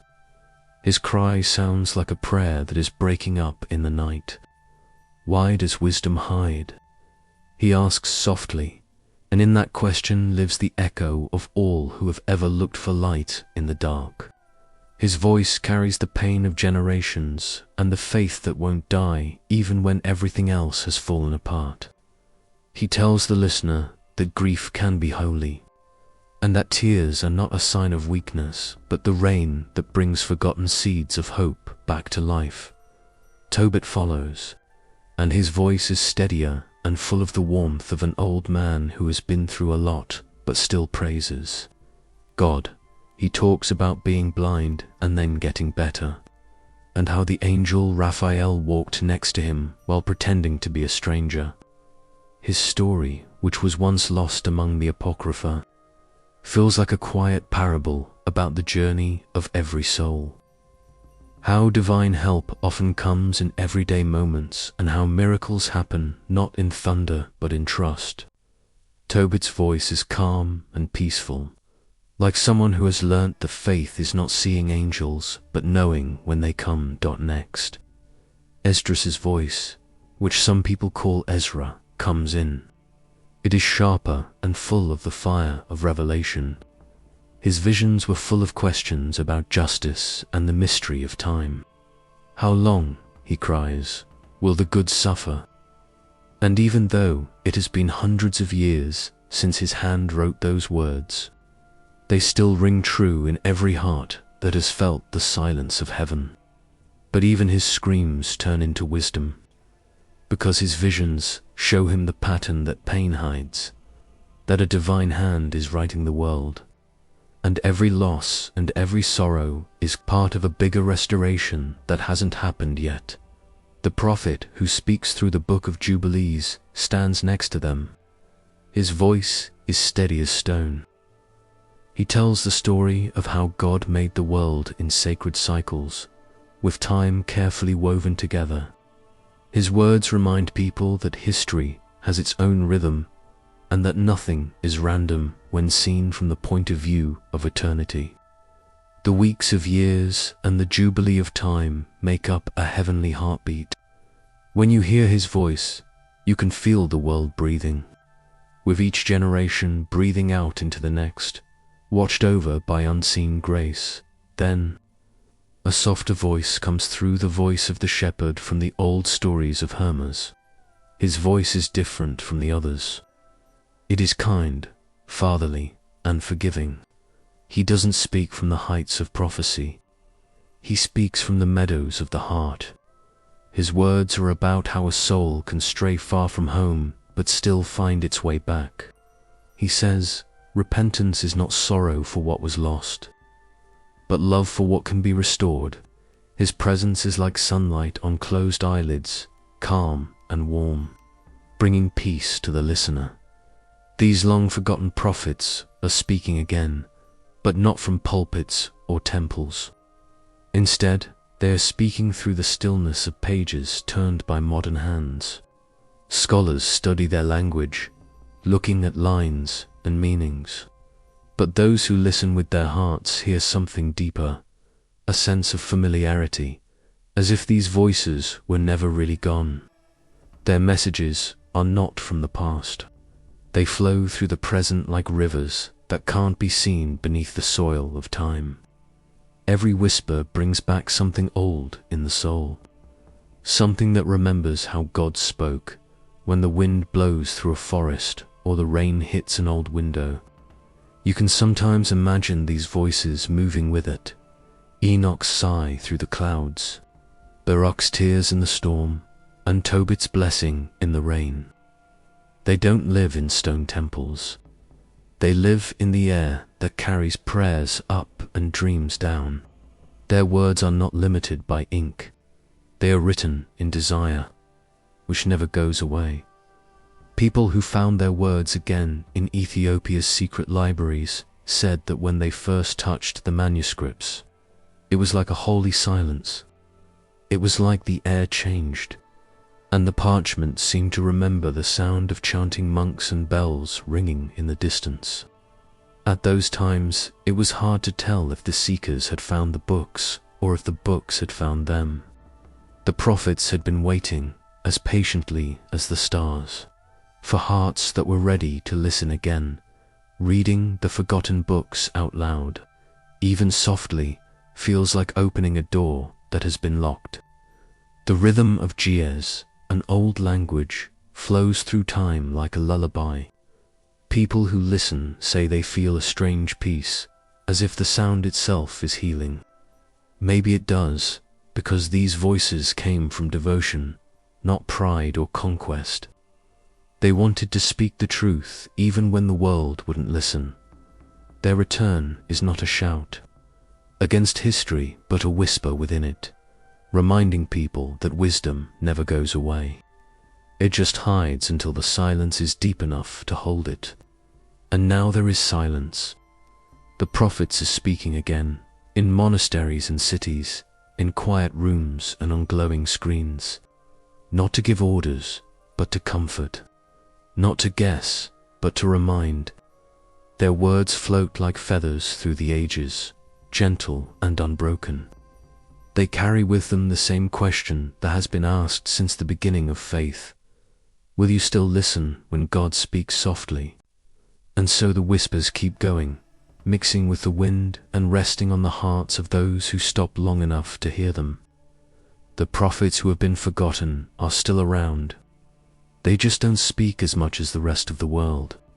But for those who listen through the noise, their voices rise again. As patient as dawn and as eternal as breath, there is a sound that lives between silence and song. It is a vibration that doesn't just reach the ears. It settles somewhere deeper, in the chest, where breath and spirit meet. That noise is G. It rolls like water over stone, soft but eternal. It is a holy language that used to echo through Ethiopian monasteries when the world outside was still sleeping in the mist of dawn. People say that words in Ge'ez don't just describe holiness. They become it. To talk is to pray. Writing is a way to remember heaven. And listening is like being cleansed by the beat of faith. Think about how quiet a stone chapel is at dusk. There is a faint smell of incense and beeswax in the air. A single candle burns next to a manuscript that is older than the memories of nations. monks in white robes start to chant around it. Their voices weave through the air like strands of gold. The syllables rise and fall in waves, with each tone being exact and each pause being planned. It's as if breathing brings the world one step closer to the divine. Gies doesn't rush. It hangs around, hums, and wraps around you. It feels like the heart of forever. Long ago, the monks who protected these words thought that language came from light. They thought that when God spoke creation into being, the echo of that first utterance stayed in some languages. They said that Gies was one of the few languages that still had a hint of that primordial sound. Each letter had a shape and a life. Every mark was more than just ink. It was a sign of the divine breath. They thought of the alphabet as a holy map that led them not out into the world, but into the secret place of the soul, where heaven speaks through thought. They said that one should never say the holy words too quickly. The beat was important. The breaks were important. Praying in Gies didn't mean asking for something. It meant getting into a state of harmony. The vowels rolled softly, and the consonants slid over stone like the wind. Every word seemed to go back to where it came from, fading softly into the silence. The language made a sound that seemed to last longer than sound itself, even when spoken alone. People said that angels could understand this language without having to translate it because it was closer to light than speech. In a world where noise often takes the place of meaning, Gies' survival seems like a miracle. It is not a language of conversation now, and few people speak it as the common tongue. However, it is still alive in chants and scriptures, and in the rhythm of liturgy that moves like the tide through Ethiopian churches. It is a language that has lived through the ages, free of trends or hurry. When priests read the Book of Enoch or the Psalms in Gies, the sound doesn't belong to time. It belongs to stillness. Some travelers talk about the first time they hear it. They don't understand the words, but something inside them moves. It feels old, but also oddly familiar, like hearing a lullaby that your ancestors might have known. The vibration goes through the walls, the floor, and even the air. A soft pulse that slows the heart and clears the mind can be felt in your ribs. The chant seems to pull reality in on itself, leaving only tone, breath, and light. Some people say that the written Gies letters shine in heaven. Each stroke of the script curved, balanced, and purposeful reflects the flow of God's creation. The letters aren't symbols. They're living things. Before they prayed, some monks would trace them in the air with their fingers, thinking that by shaping the holy forms, they were getting in sync with the rhythm of the universe. Writing Gies was not work. It was a form of worship. The reed pen that the scribe used became a bridge between worlds. In the dark corners of monasteries, trembling hands copied those old manuscripts, and each word was followed by a whispered blessing. The monks didn't think of themselves as writers or scholars. They thought of themselves as keepers of breath or stewards of divine sound. They would say, "The word glows even in the dark," because they thought that the holiness of language could keep people from giving up hope. There are tales of old priests who could find a certain verse in the dark by feeling the faint warmth that the ink seemed to hold. These stories, whether true or not, show a love for language that goes beyond the written word. Many words in Gies have more than one meaning. For example, one phrase can mean both light and wisdom, or heart and soul, or love and divine presence. This is because, in the beginning, the lines between things were not as clear. The sacred and the human were not opposites. They were mirrors of each other. The word Burhan, which means light, could also mean understanding. Men, which means spirit, could also mean breath, wind, or even life. The tongue was made in such a way that talking about the world also meant talking about God. Some people say, this is why Ethiopian chants never sound sad, even when they talk about suffering or being forced to leave their homes. The tone always comes back to peace. The melodies rise like smoke, and instead of giving up, they fade away. It is the sound of acceptance and trust that God is still around, even in the dark. When you hear it in the early morning in an old church with high ceilings, you can feel the line between heaven and earth start to blur. The sound of the chant seems to stay in your chest long after it stops. Over the years, believers have held on to these sounds like someone holds on to warmth in the cold. Empires have come and gone, languages have died out, but the chant is still there. Children still wake up to its music, and older people still say its prayers before bed. The language has faith and peace in it, and it brings calm to those who let it fill them. It's more than just words. It's a rhythm of belonging that reminds us that every soul has a sound that leads it home. And when those words are read aloud from the hidden books, from Enoch, from Jubilees, from the Psalms of Solomon, it feels as though the very letters breathe. The low hum of drums and the soft shimmer of sistra mix with the voices of priests. The harmony moves like an old, gentle heartbeat. It isn't a performance.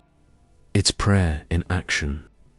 Every tone makes the air a little more still. It doesn't matter if you know the language. The sound itself has meaning that goes beyond understanding. When everything else fades away and only the chant remains, you can feel what the monks felt, that the divine is not far away, but is in the sound itself. They thought that words were God's footprints. And in Ge'ez, those footprints shine. The syllables turn into stars that lead the soul through the night. Every breath, tone, and pulse of rhythm reminds the listener that peace is not just in silence, but in the soft song that silence carries. What Ge'ez says isn't what makes it powerful, it's what it shows. It teaches that faith doesn't have to be loud and that holiness can be found in the sound of one word spoken with love.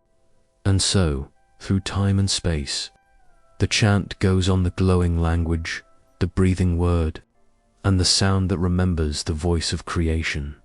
In the mountains of Ethiopia, there is a stillness that lives deep within them. Even when no words are spoken, the silence hums with prayer. There is something alive, steady, and breathing beneath the wind. It's not just an empty quiet. That stillness lasted through storms, wars that took over kingdoms, and years that wiped out empires. It was faith, not loud or boastful, but hidden like a flame cupped in the hands of people who wouldn't let the dark take it away. Ethiopia has always kept that flame alive, faith that doesn't go away, even when time seems to stop. In the northern highlands, where the sun moves slowly across the cliffs and clouds kiss stone, monasteries sit like forgotten stars. Their walls are rough because they were built by people who didn't want to be famous. Their doors are narrow, carved to fit not strength but humility. But the holy never stopped breathing inside those walls. The monks who lived there knew that strength didn't come from being strong. It came from being gentle, like listening instead of fighting. They woke up before dawn to say the same prayers their ancestors had said 1,000 years before. Their voices were soft but steady, rising with the incense smoke that curled up to heaven. There were times when the land shook with invasion, when empires came to burn what they didn't understand.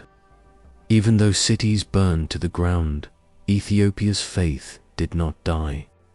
It went back to the mountains, the caves, and the hearts. Men who walked barefoot through the heat of day and the cold of night carried the scriptures across deserts, buried them in the ground, or wrapped them in leather.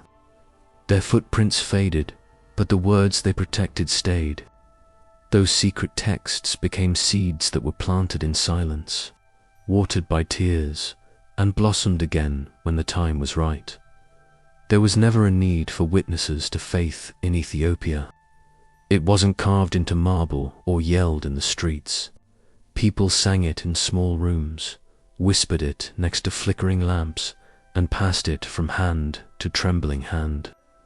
People still prayed even when the bells of churches were silent because of war. They prayed while making baskets, grinding grain, and looking at the stars over the hills. Life itself became a prayer, slow, steady, and lasting. They knew God had never left when the rains came back and the ground smelt like promise again. Not just rulers and scholars kept their faith alive. Mothers taught their kids to speak softly about love. Shepherds hummed hymns to their flocks, and old men told stories about angels and saints under the moonlight. In their lives, devotion and the everyday became so intertwined that it was hard to tell where life ended and worship began. It felt like every breath in that land held a memory of the holy.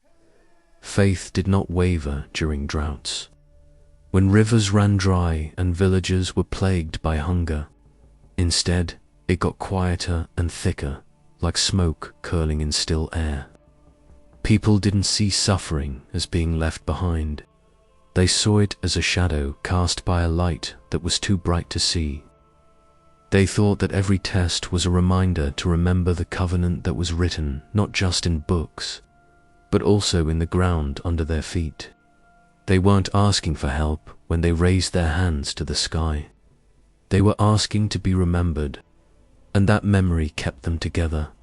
Throughout history, conquerors have tried to change Ethiopia by forcing its people to believe in new gods or speak foreign languages. But the core of its faith would not be changed. The Ethiopians held on to their sacred language, old songs, and hidden books even as new empires rose and fell outside their borders. To people who didn't live by them, these might have looked like things from the past.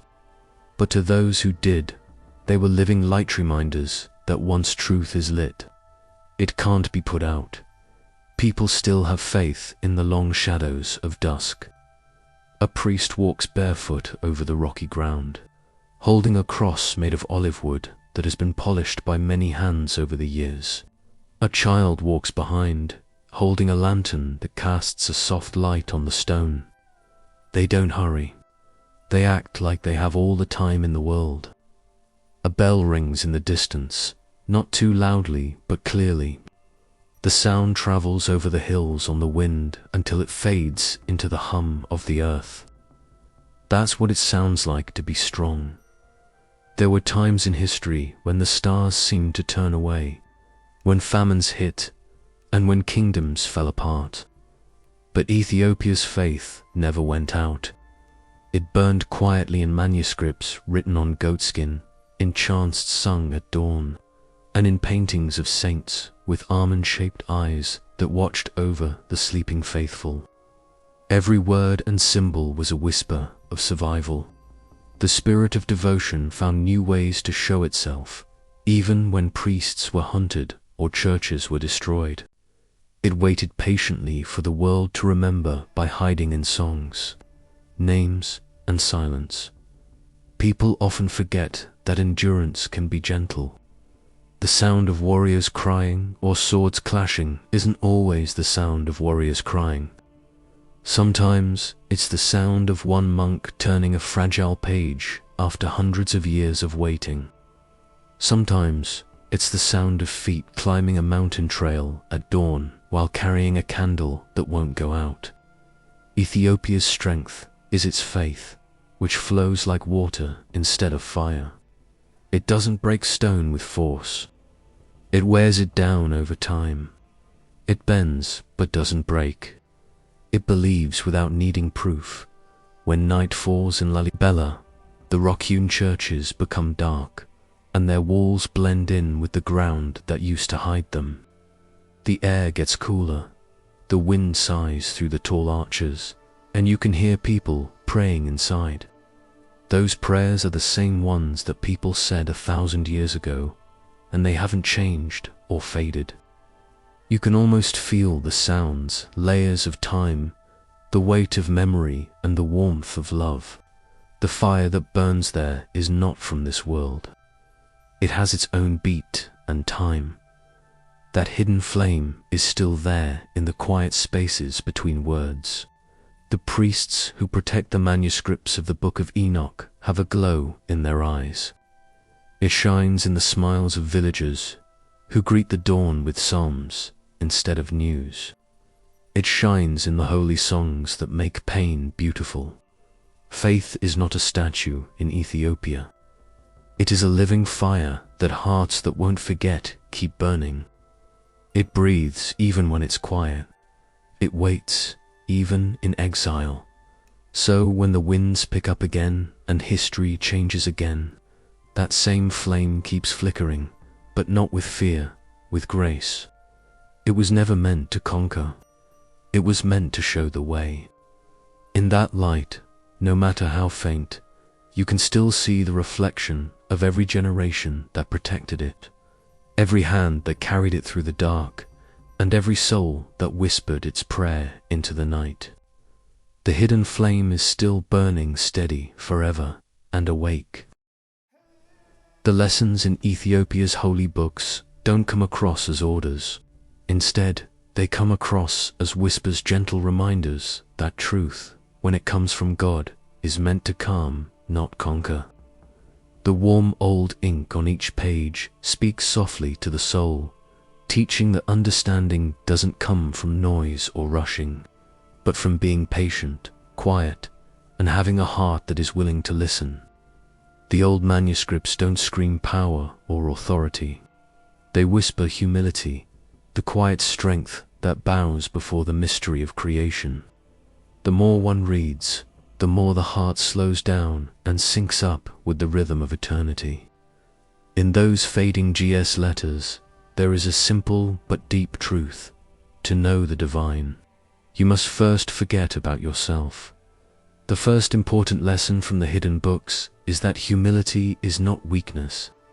It is awareness. It is the understanding that all knowledge, no matter how extensive, is merely borrowed illumination, cast upon the mirror of the soul.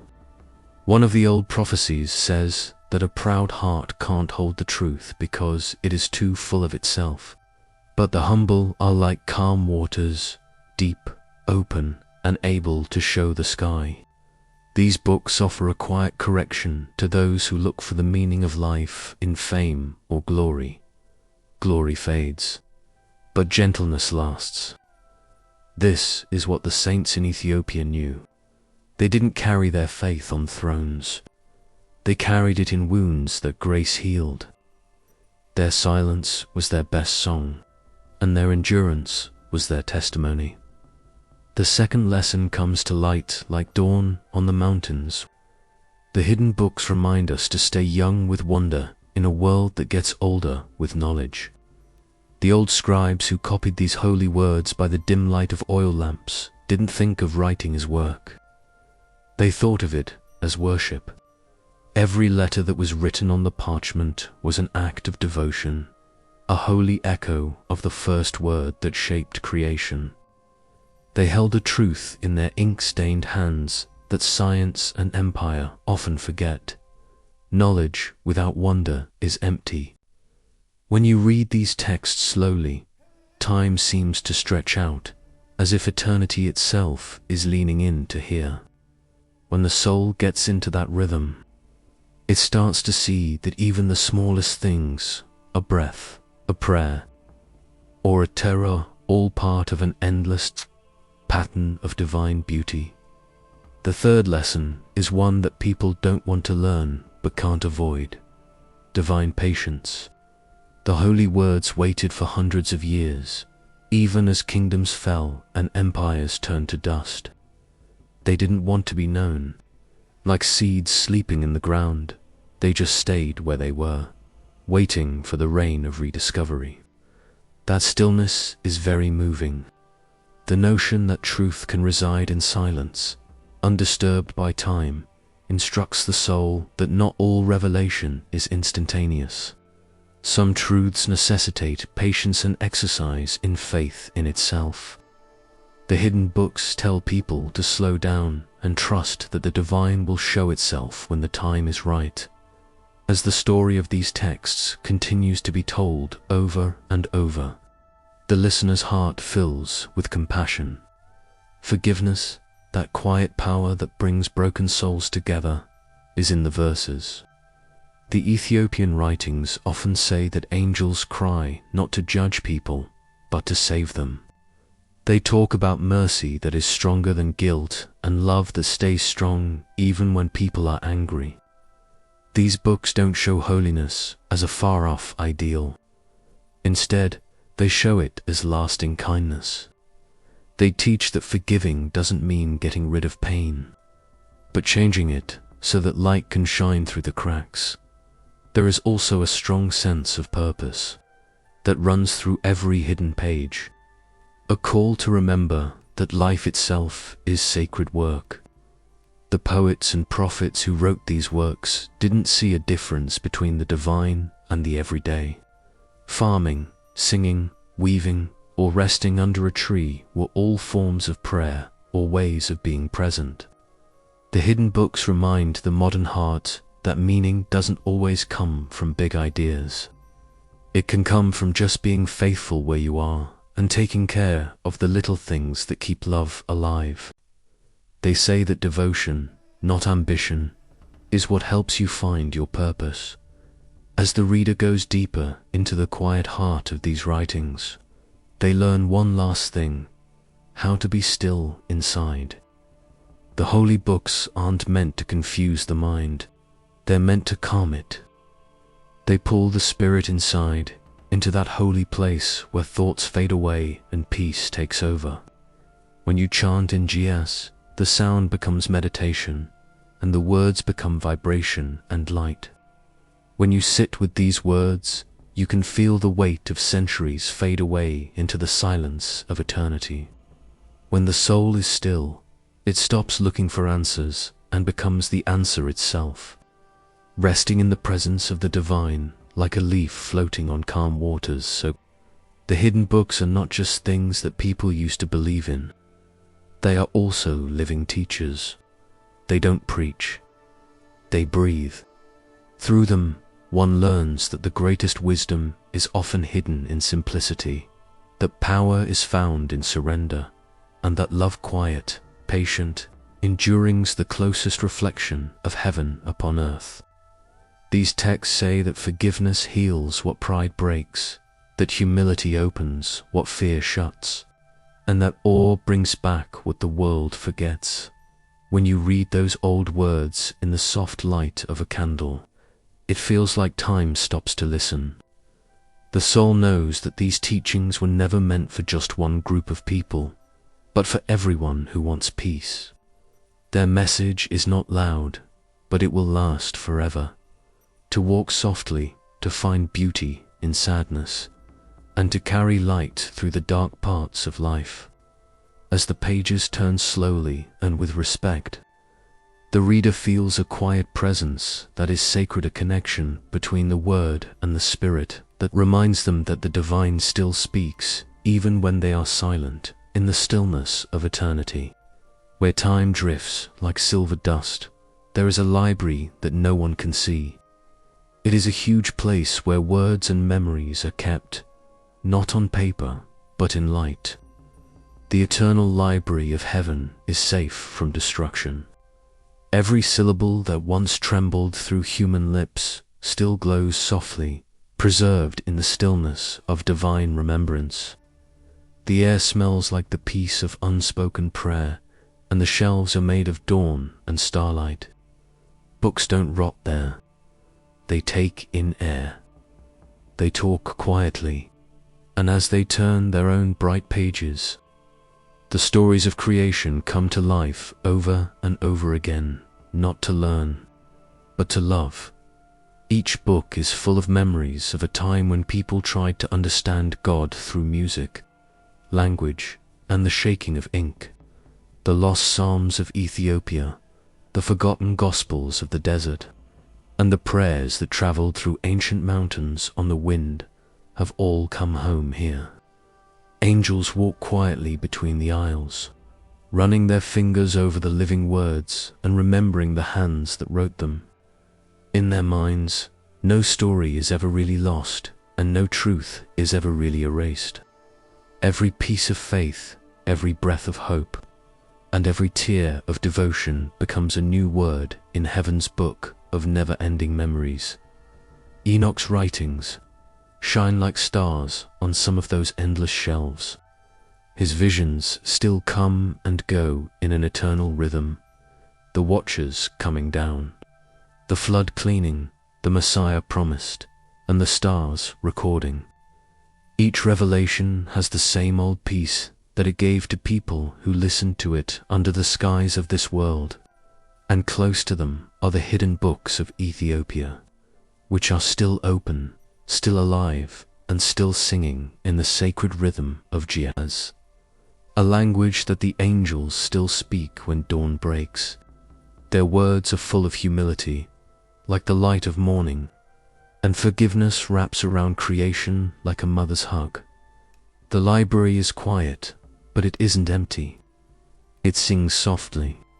It hums with the voices of people who have been dead for a long time, people who read, copied, and prayed in silence for a long time.